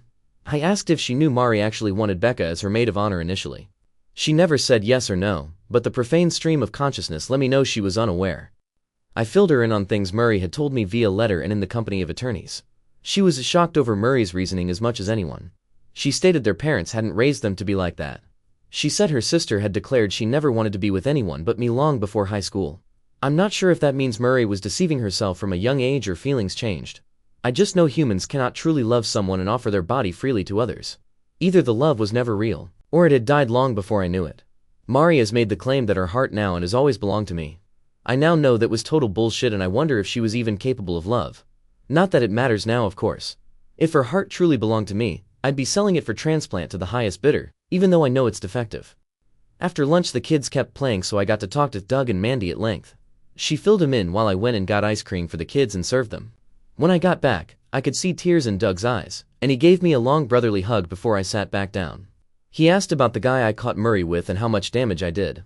All I could tell him was when I left the guy was unconscious and his lower eyelid on the left side looked like it belonged to a hound dog due to sagging. No police ever contacted me. So, I knew his friend never took him to the cops. But I knew enough to know his orbital bone fracture would require surgery, and I never got the bill. Doug said I should have killed the guy. I told him if Mari and Becca hadn't jumped on my back to weigh me down, I probably would have. But I'm glad I didn't.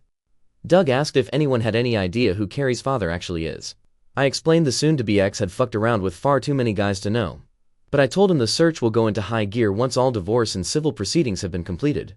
They were both glad to know Mari will get slaughtered in the divorce. They were both glad to know that therapy for all three of us had helped tremendously. When I told them I was anxious for Mari to start working again so she could pay child support and whatever civil fines she ended up owing, they laughed. Doug said if paternity fraud was a crime, Mari would get the death penalty. I told him Mari may as well have committed maternity fraud because any woman that could do what she did was no mother at all. About an hour after they left, my phone started blowing up with calls and texts. The caller ID let me know Mari's mom and dad were both reaching out, as well as calls and texts from numbers with no ID. Then Mandy called and I answered. I could hear her, but there was a lot of screaming and yelling in the background. She stepped outside away from the noise to tell me she'd filled her parents in on all of the truth. Her dad was busy throwing Maury's belongings into her car. Her mom cried and told her what a disappointment she'd become and how ashamed they are to have raised such a slut. Call me old-fashioned.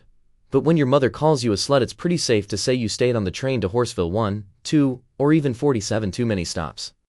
I could hear Mari crying and pleading that she had no place to go. Instead of gloating she was getting some of what was coming to her, I thought of the kids. I have no issue with Carrie and Michael staying at their grandparents' house. But anywhere else I could think where Mari might go, there was no way in hell I was going to allow them to stay with her. If she went to Rebecca's, there was no damn way I'd allow them to be anywhere around that bimbo beautician.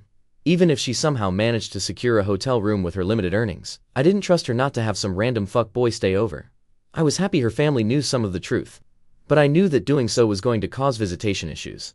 Yet if she didn't find a stable and safe place to stay, I knew the court wouldn't allow any form of unsupervised visitation.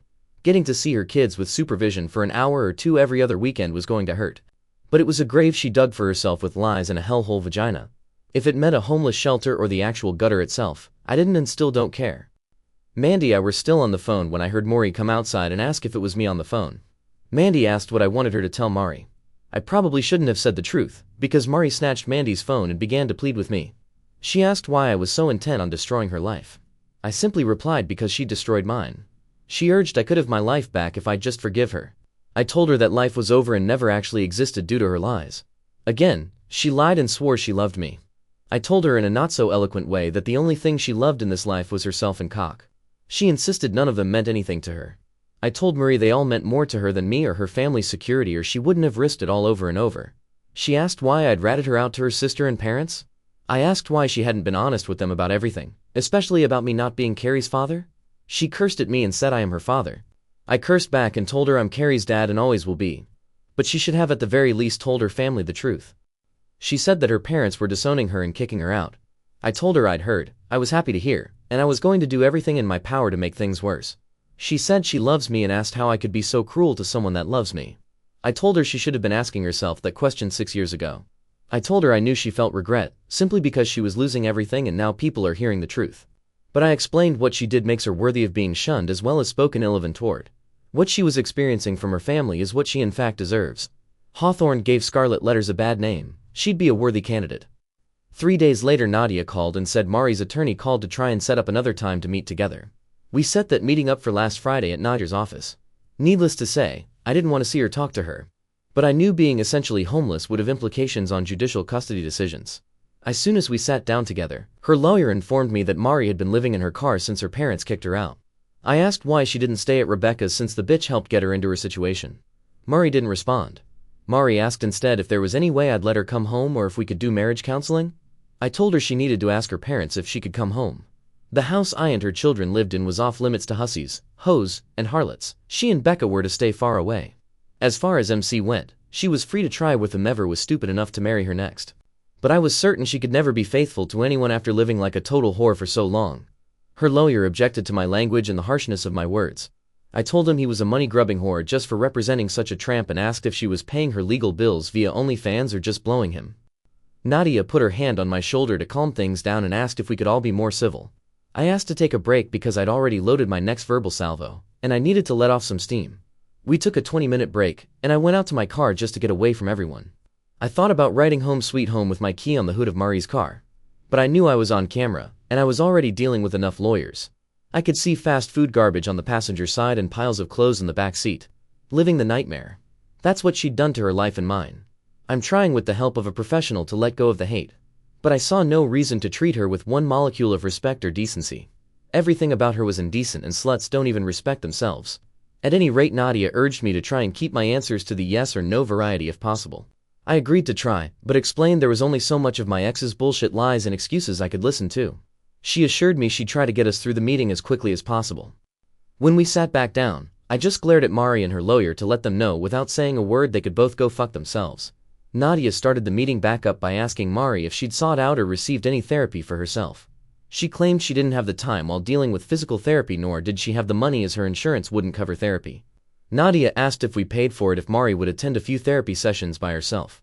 My head turned toward Nadia so fast when she asked that I thought I'd get whiplash.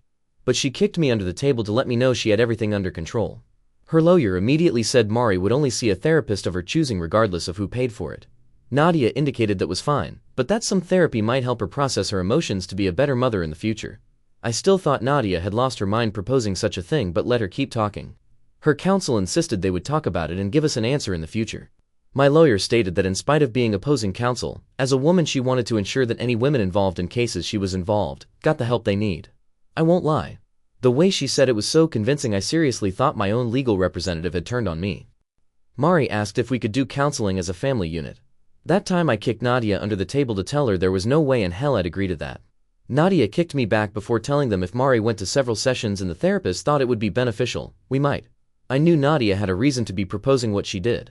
Just wish she'd filled me in ahead of time. I knew I'd learn what the goal of her tactics were later, but I was perplexed until the meeting was over. I asked Mari if what she is now going through was worth all the cheap, meaningless sex with strangers. I seriously wanted to know if being able to whore around for years was worth losing it all. I pointed out she had to enjoy what she was doing, or she wouldn't have kept doing it. I really wanted to know if those experiences were worth losing a loving husband and custody of her children. She began to weep what looked like sincere tears before telling me no. I asked if she felt any actual shame. I knew she felt tons of regret, if for nothing else getting caught. But I wanted to know if she felt ashamed for people to eventually know every deviant detail of her tawdry escapades. She claimed she very much did, especially now that her family knew. I asked if she really thought she could hide the truth from her family forever. She said she hoped to keep it all getting out at least until she started back to work and got a place of her own. But she knew it would come out eventually. She apologized for hurting me, and claimed she never ever wanted to do that. I told her she didn't hurt me, she fucking destroyed me. I told her every single day, all day long I feel pain. It's in my soul, but I can feel it in my joints, my muscles. But Advil brings no relief. My heart is so broken that when she poisoned my soul it seeped into my appendages. On a good day I feel numb. On a bad day, the tension fills my body. Depression causes physical aching sometimes, and some days I wake up feeling sore for no reason. She cried hearing me express the pain her actions were making me endure. I told her to tell me what I ever did to justify her betraying me so thoroughly and cruelly. She just cried harder. I asked her what she thought she deserved for me in life after the things she'd done. Not what she wanted, what she thought should happen to someone who literally fucked her life away. She began to bawl. I was sick of the tears and lack of answers. I was done. The meeting ended with Mari's lawyer trying to get her out of the office as she repeatedly asked me to forgive her. I kept telling her to go home and drive her home somewhere else, because we were done talking. When they finally got off of the premises, I made Nadia explain why she'd proposed I pay for Maria to see a shrink. She explained doing so would be seen as a favorable act by the court. But Mari was clearly unstable and not coping with life very well. If a professional recommended or insisted she need to be hospitalized for her own good, well, c'est la vie. In a distraught state it is very easy to get yourself institutionalized at least overnight.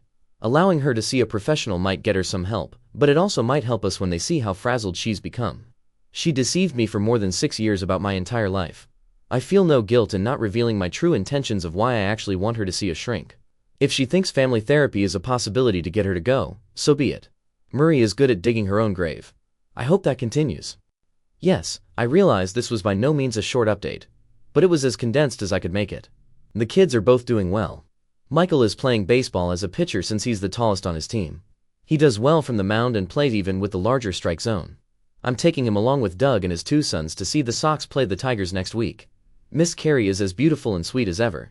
She loves the pool and it's been great having friends over with their kids to enjoy it. I want to raise 2 kids that are too busy with life to have their nose pressed against a phone. That may warp them to the point they feel out of place in society. But they'll be my warped kids. Thanks to all for the kind words and support. Every day seems like it brings a new challenge. But knowing I have so many who have my back means more than words can express. Peace and thanks to all. Edit. A few people got the idea Mandy and her parents knew Mari had cheated on me before I knew. I told her parents about catching her cheating the same morning I told my parents. They knew nothing of her activities before I told them. I did not find out until later Mari had cheated with multiple men, one of which is Carrie's father. I was the one to inform Murray that I am not Carrie's biological father. I just assumed she'd told her family. When her dad referred to those men I assumed he knew she'd been with enough guys to give her vagina its own Yelp rating. I love her family. I don't want them to hurt any more over this than they have to. I had and have no desire to put salt in their wounds. Mari admitted to a couple short-term affairs to them, that's it. I was trying to protect Carrie and assumed she'd discreetly tell her family. I cut off contact with them and had been communicating via Jessica and Nadia. Until I ran into Mandy I hadn't had a sit-down talk with anyone in her family. We came to find out Mari was hoping it stayed that way. Sorry for the confusion. Final update. A few weeks ago, I signed into this throwaway account for the first time in almost a year. There were many messages and comments inquiring about how the kids and I are doing or how things turned out. A very large part of me wanted to ignore them all, sign out, and never log in again.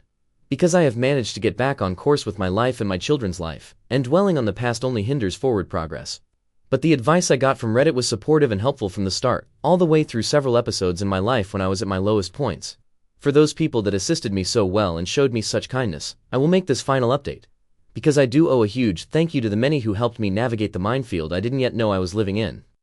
It's been so long since my last update, most readers will have completely forgotten my posts, which is totally understandable. Previous links and a TL/DR will be posted at the bottom. This will be a long read, and for that I do apologize. But much time has passed, and many events have occurred, to the point where this can't be explained in 2 or 3 paragraphs. Because things have now been finalized beyond what I ever imagined or intended. When I last posted, my soon-to-be ex-wife Mari had been kicked out of her parents' house for neglecting to tell them I am not the biological father of our daughter Carrie. I had informed them I'd caught their daughter cheating the same morning I told them about our wreck.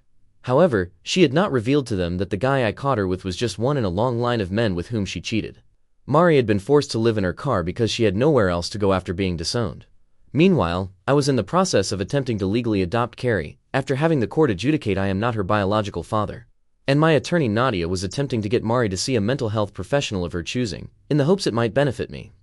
Nadia recommended 2 local psychiatric practices to Mari's lawyer saying we'd pay for her sessions, or she could choose any other therapist she wished to see. I had some major misgivings about having to pay for the sessions or doing anything that might actually benefit Mari. If you learn nothing else from my experience, take this advice to heart, love them or hate them, always listen to your lawyer. To make a long story short, Mari chose a local psychiatrist who instantly recognized she was mentally unstable. For her own well-being she committed Mari to the local hospital's psyche ward overnight for observation. That overnight stay became many months under psychiatric care in hospitals. Due to confidentiality rules within the medical field, I never heard her actual diagnosis. But her attorney said each time he saw Mari she was heavily sedated and out of it. Those initial months she spent trying on designer straitjackets delayed the finalization of the divorce and child custody hearings. However, since Mari was not contesting and her counsel could stand in as her representation, there was no delay in my attempt to adopt Carrie. As sad as everything had recently been for me in my life, hearing that judge question Carrie and listening to her responses made me so unbelievably happy. Carrie didn't know she had ever been declared not my daughter by the court at my behest. So, it seemed funny to her for the judge to ask if she wanted me to be her daddy. I was so proud of her, though she couldn't understand why. She was just happy when I told her I loved her as she hugged me as her adopted father for the first time. I was glad Michael was also there, but even more grateful Mary wasn't. Neither Michael nor Carrie really had any understanding of what the hearing was about. But Carrie is now legally my daughter, even if we share no DNA. When I saw Mari cheating it instantly removed all love I ever had for her. Until I was able to reunite with Carrie, I was so fucking afraid that because of what her mother did, I would lose all love for her as well, or resent her. To still feel the love I always had for her again was such a relief. I would not have been in the wrong if I couldn't get past that, no matter what anyone wants to say. If paternity matters enough to the legal system to force a man to pay for a child that is his, it also matters enough for a man to not be able to accept a child that isn't. But damn it, I really needed Carrie in my life. I'd lost too much already, and she needed a dad who had already loved her for her entire lifetime. If I'm honest, there will always be a tiny part of my soul that will remain broken because she is not my biological daughter. I cannot put into words how devastating that was to find out and accept. I know I am doing the very best I can as a parent in this situation. I believe time given to children and love is far more important than anything any parent could buy them. So will always be my focus. Other than Mari's mental issues, there was truly no reason for the divorce not to be finalized. She wasn't getting a penny from me, and even her own lawyer admitted that in her situation, she had no hope of getting any custody at that time. If and when she got out of her padded cell paradise, if she found a safe place to live, she could petition the court to gain some type of visitation and her custody. The court appointed a legal aid to vouch for Mari being cognizant of what she was doing. Her lawyer got her to sign the divorce papers with witnesses and had them notarized. I had to show up in court with Nadia a week later for attorneys to get the judge to finalize some issues. 2 weeks later, I was legally divorced from the biggest mistake and waste of my life. I should have been happy about that, and I was. Signing the papers was the symbolic nail in the coffin to our marriage. Yet it all felt anticlimactic somehow. It amazed me how well Mary's family stuck to their guns in regard to disowning her after they found out everything she'd done. I'm sure some of that was due to wanting to stay on my good side, so they could visit with the kids. Even though her parents and sister knew she was in the psyche ward, they never even attempted a visit, nor did I obviously. But it was apparent from the times I talked to her parents how disgusted they were by their daughter's depravity. They were embarrassed for people to know what a tramp their daughter had been. I could empathize and sympathize. Knowing Mari had been run through more times than an oscillating lawn sprinkler in July made me ashamed to admit I had ever been intimate with her. Mandy made sure to let everyone know what her sister and Rebecca had been doing, short of paternity fraud of course. Between social media and face-to-face conversations with friends, word got out about their exploits. Within a month, nearly everybody knew about her years of cheating and sexual immorality, and they all made plans to give her hell if they ever encountered her again. It was slightly humiliating for me having everyone know how foolishly trusting I had been.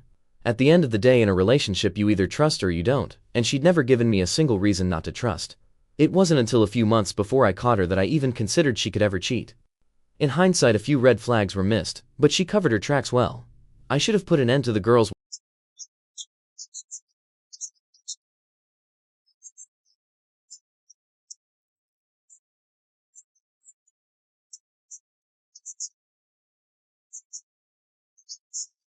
And I wanted to make sure she was safe. I know many people probably think I'm an idiot or blind for not knowing for so long. By keeping things strictly sexual, and limiting the number of encounters with each man, she never developed any trails to follow. She wasn't glued to her phone or protective of it. I never felt the desire to snoop. She portrayed herself to be the beautiful, loving wife and mother. I wasn't the only one who was deceived. Many friends have told me face to face they were shocked to know she was cheating, and would have told me if they'd known. They had no idea any more than I did. If Mari had worn a dress with no panties on a windy day, and everyone within 40 feet of her could hear the ocean, that would have been obvious to me and everyone else. But everything she represented herself to be, to everyone, was a total lie. They wanted nothing to do with her, and nobody cared if she was kept in the ward the rest of her life. The only problem with no one having any contact with Mari was that it left us blindsided. Nobody alerted us when they decided to let her out. Laws prevented the hospital from letting us know due to doctor-patient confidentiality.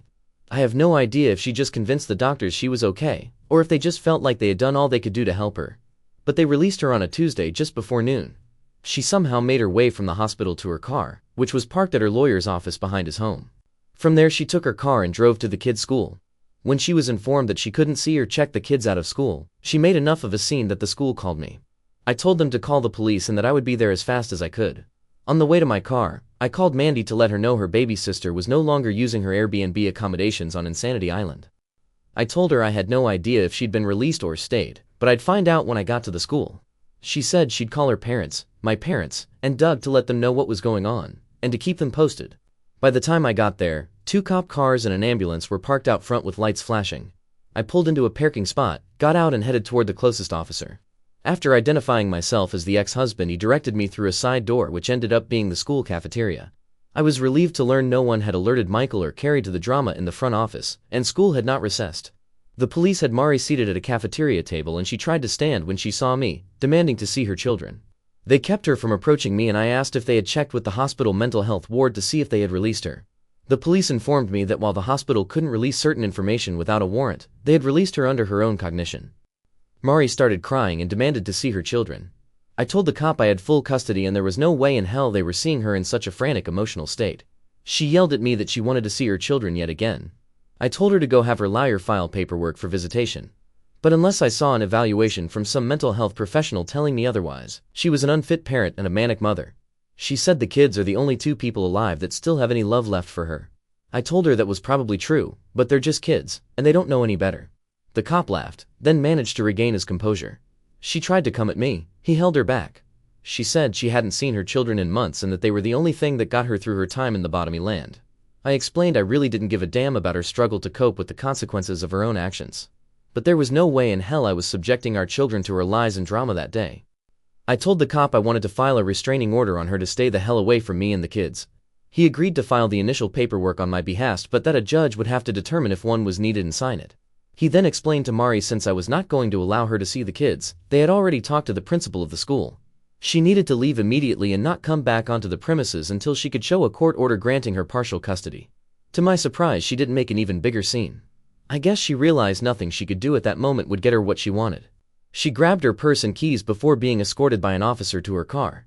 She got in and drove away while the other cop and I filled out the RO form on his tablet and talked with the principal.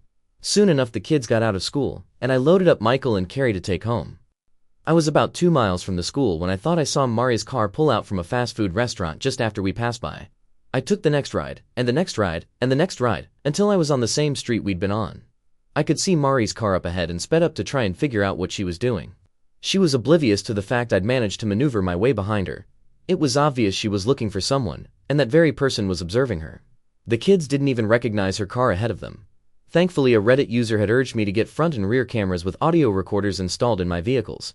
That gave me all the evidence I needed to prove Mario was stalking me and the kids even after being warned by the cops to stay away. I went straight to the police station and showed the magistrate footage of Mari waiting for us to pass by, pulling out and then losing us. She assured me the evidence would be submitted to the case judge, and I should hear I've been granted the restraining order sooner than later. In 2 days while I was at work, I got a call from the police saying the restraining order had been filed and served that morning. They told me she was to stay 200 yards away from me and the children at all times. She was forbidden from contacting me or the kids in any possible way except via her attorney to my attorney. I was directed to immediately call the police if she did anything to break the RO. I felt some relief that at least I had the law on my side. But I fully expected her to ignore the restraining order by trying to contact me or the kids. To my surprise, nobody heard anything from Mari. Her sister said she had not tried to contact her or her parents. I fully expected her to seek out some type of free legal assistance to file for partial custody, but no one ever contacted Nadia. 2 months went by, and honestly the longer we went without hearing from her or about her was a bit unnerving. But about 3 months ago when I got home there was a large manila envelope in the mail. The address was handwritten, and the return address only said Sydney, Australia. The voided stamps were Aussie. I truly couldn't imagine who had sent the envelope or why. But inside was an extremely long letter from Mari explaining where she was and assuring me she wouldn't be coming back. I was stunned when I got the letter, considering the postmark from so far away, and who it was from. The things she said in the letter probably left me even more astounded by her evil hedonistic rationale that allowed her to sleep at night. Her maniacal manifesto filled in many of the gaps about what she'd endured and what led her there. She explained that she essentially had a nervous breakdown during her initial therapy session. Pretty much the first 2 months she was hospitalized, she was heavily sedated and on various antidepressant and antipsychotic medications. She said for the longest time when she got there, she just wanted to die. Via therapy and by going to group discussions, she talked through her issues in an attempt to understand why she did what she did. She said the other patients in the group discussions kept looking at her like she was a complete dumbass for throwing everything away. They'd come from broken homes, abusive relationships, backgrounds with substance abuse and violence. Her life had been as easy as pie compared to their life struggles. When it finally clicked in her warped little mind how badly she'd screwed up and that none of her old life was coming back, she had another breakdown. Her first breakdown was due to facing her past, the second due to facing her future, or lack thereof. She went on to explain her feelings of loss and heartache in some half-assed attempt for sympathy. Mari had the audacity to claim that the morning I caught her cheating, what upset her was knowing I instantly didn't love her anymore, and never would again. She claimed over the years whenever she felt guilt for what she was doing, she rationalized it by telling herself I wouldn't love her if I knew what she was doing, and she wanted me to always love her. She was right. It instantly killed all love I ever had for her the moment I saw her naked with another man. She said to know I truly no longer loved her broke her heart, because despite all that she did she still loved me. She swore just because she'd had sex with all those men didn't mean she ever loved me any less. I'd hate to know how she would have treated me if she'd hated my guts. She had the audacity to call me her best friend and soulmate. She had no desire to have any romantic connection with anyone but me. She said having men openly tell her they wanted to do nothing more than fuck her brains out and giving herself over to her primal instincts without a care in the world about consequences was such a rush. She confessed that after cheating a few times, Becca convinced her humans were never meant to be monogamous. She said she would have been more than willing to allow me to have sex with other women, but she knew I'd never want that. She said being able to hook up with some guy she met at the store and be home to make dinner made being just a mom and wife feel less hopeless and mundane. She tried to quantify that I somehow benefited from her having other sexual partners, because it taught her to be a better lover when she was with me. I would have far preferred a completely dead bedroom than being married to a wannabe sorority slut with a tramp stamp of the word next and an arrow pointing down. And what kind of guy would stick his dick inside any woman that gave it up that easily? Those guys are just worthless whores too. Next time go break one off instead of helping to break up a family. Call me old-fashioned. And I'm sure a lot of people that have read my story have called me that and far worse. But if you feel you need to explore your sexuality and be wild, that is your decision. You are completely entitled to do it. It seems today very few don't live their lives that way. But the time to explore and hook up is long before you have children. The time to do that is way before you marry. And it's sure as hell long before you reach the fucking point of cheating on your husband with so many men you give birth to some stranger's child and tell your husband he's the father. However, if by going out, being wild and exploring your sexuality turns you into someone or something only the most hard-up desperate man would ever consider making a commitment to, so be it. If at any point while we were dating Mari had told me she needed to break up so she could go get pipe laid by random plumbers she just met, I would have been totally fine with it. That would have told me she lacked the morality, loyalty, and trustworthiness I wanted in a wife. If she'd revealed who and what she was when we were dating, it all could have been avoided. I would not have cared one iota who or how many men she had sex with, as long as I wasn't one of them. She was either always unworthy of my time and love or became unworthy via her unforgivable filthy actions. But just as she can't unfuck all those men, I can't go back in time and keep her out of my life. Words be damned. Her actions have proved she is unworthy of anyone's time and certainly not love. She will end up a last call lay at some dive bar down under, allowing anyone drunk enough to still find her attractive to get their rocks off for 15 minutes of companionship. She wrote how much it broke her heart to get the petition notice that I was having my name removed from Carrie's birth certificate. Mari said she understood I couldn't even stand to look at her anymore after what she'd done, and our daughter was just a reminder of that. She claimed what hurt her even more was when she got my petition to adopt Carrie as my daughter. Because it showed her even though I could never give her a second chance, I had enough love in my heart to give a second chance to the very product of her infidelity. She said she struggled with feelings of being jealous of her Carrie. Knowing her kids would grow up receiving all the amenities she took for granted killed her. Frankly, her words spoke volumes about how truly self-centered truly is.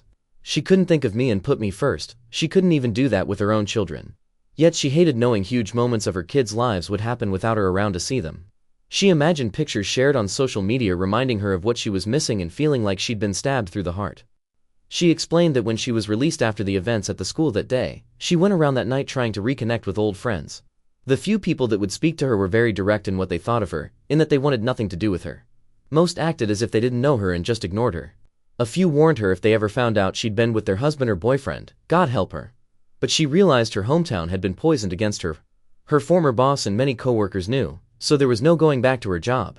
The other driver's auto insurance had given her a decent check each month to live on until she was locked away. She had to stop going to physical therapy and the insurance company considered the matter of the accident and her injuries a closed case. She had no money. Getting a job close enough to potentially see the kids wasn't happening quickly and she had to survive on her own. She pawned a few items to get by while she looked for jobs online, and that's when she said she met some guy from Australia online. It seems they chatted back and forth over the course of a few days, and he invited her for a visit.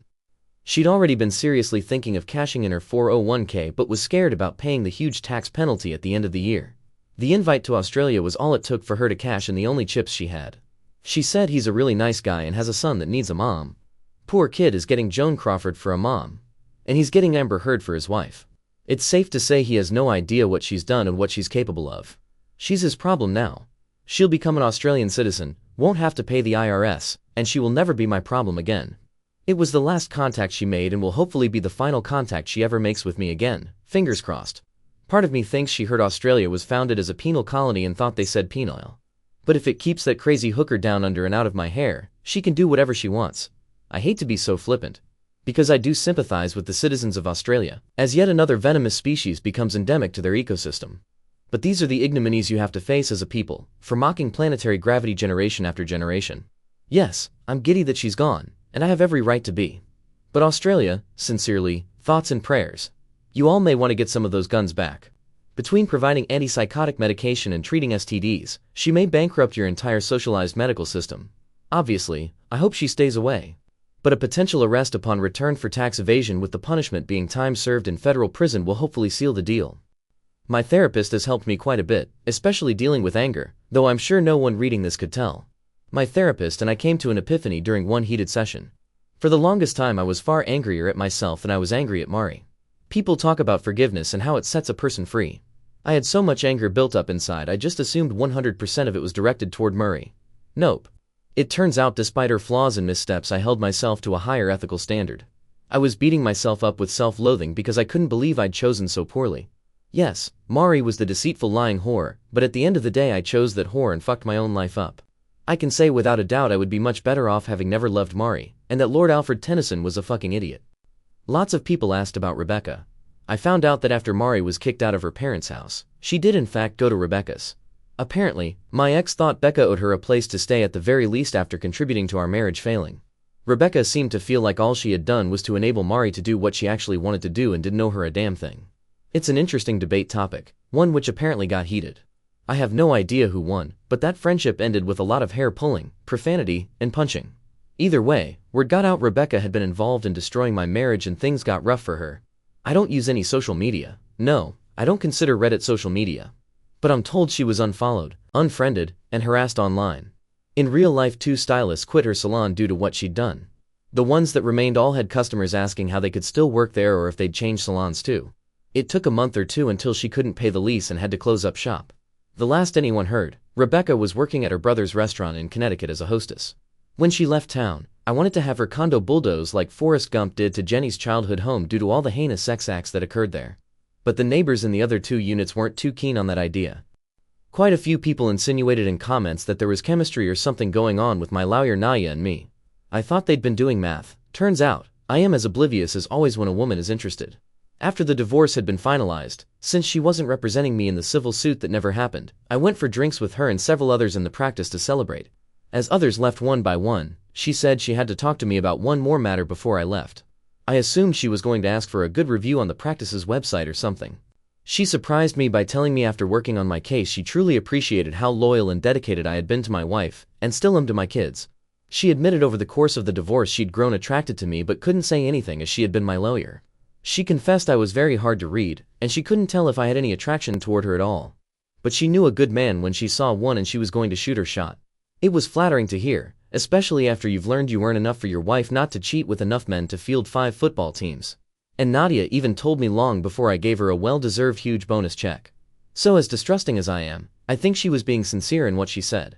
She just told me if I ever wanted to go out and have a drink or talk to give her a call. Nadia is a beautiful woman. I don't think any guys could refute that except for the visually impaired ones.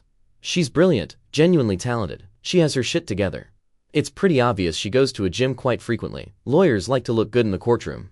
And she dresses classy sexy, which the gentleman in me appreciates.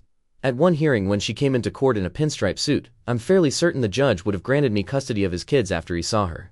Even as jaded as I might have to admit, she would be a fantastic catch for any guy she chose to date.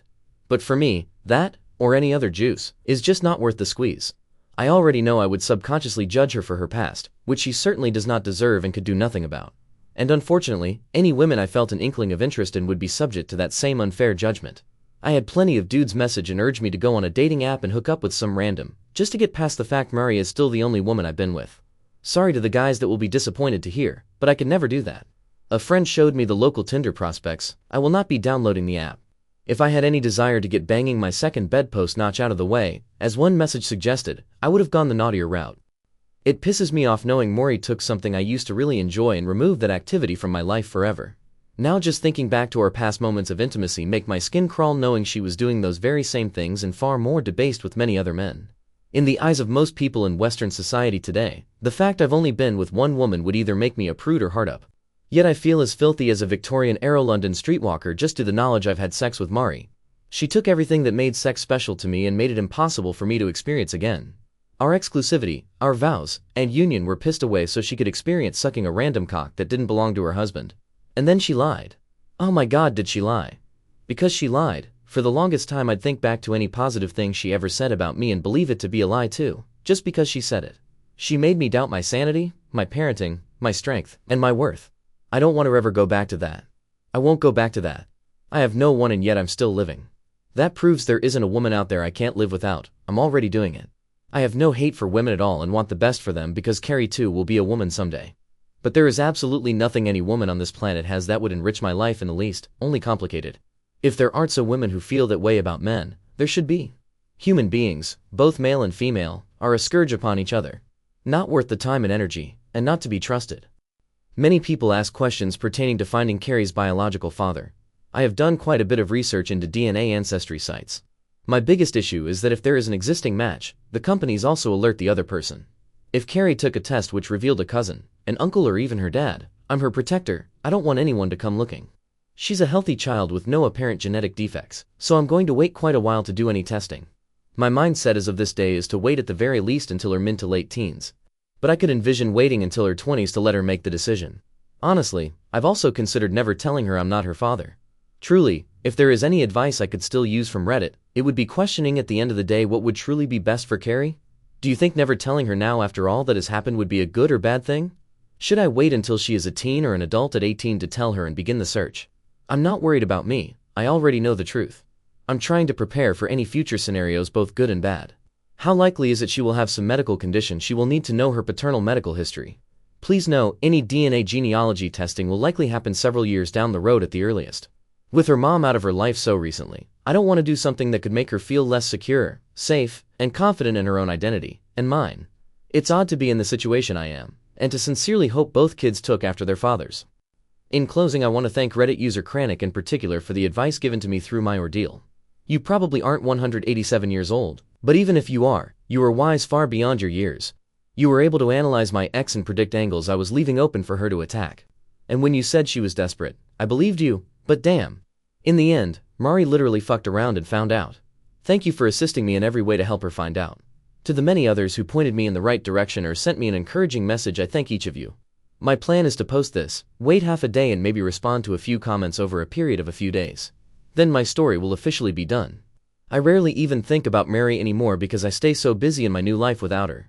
So, I don't want to dwell on what has happened for more than a couple of days. My kids are my world and I actually love my job, which keeps me busy. The pay is just a bonus for being allowed to do something I enjoy. To any Australians who read this, I hope I didn't offend in any manner. That was not my intent in the least. I hate being the bearer of bad news for your nation as a whole. You guys didn't deserve this any more than I did. Just remember, if she gets drunk wearing a skirt with no underwear and does a split in one of your bars one night, gently rock her back and forth to break the suction and she'll pop right up. To all those who took the time to read, I thank you and wish you a good day or night. To those who didn't, I will try to keep this short, but I had a session with my therapist today at lunch. I'd sent her the post to read what I wrote in all the comments. She absolutely loved you people for nudging me towards something with Nadia. She urged me to take it slowly but be honest with her and myself. So when I got out of my session, I called Nadia and asked if I could drop by to get her expert opinion about a few things. After dropping the kids off at their grandparents', I stopped by the firm to talk to her.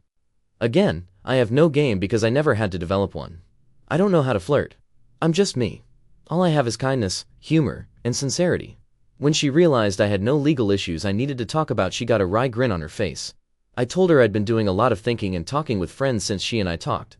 I told her I'm 100% scared as hell to open up and give her a chance, but I'm also 100% sure I need to man up since she was woman enough to shoot her shot. I also said I couldn't envision how things would work out because of our differences. When she inquired which differences, I mentioned the kids and that she has none. She said she has enjoyed meeting my kids and asked if I had issues with her not being a mom yet, which I didn't. I said I had a little concern her being so petite and me so tall that I might accidentally hurt her being clumsy or something. She promised me she was pretty tough and said big things come in small packages. I was nervous and replied that I wasn't wanting to have sex just yet, but appreciated the offer. She blushed and laughed really hard. At least she gets my warped humor.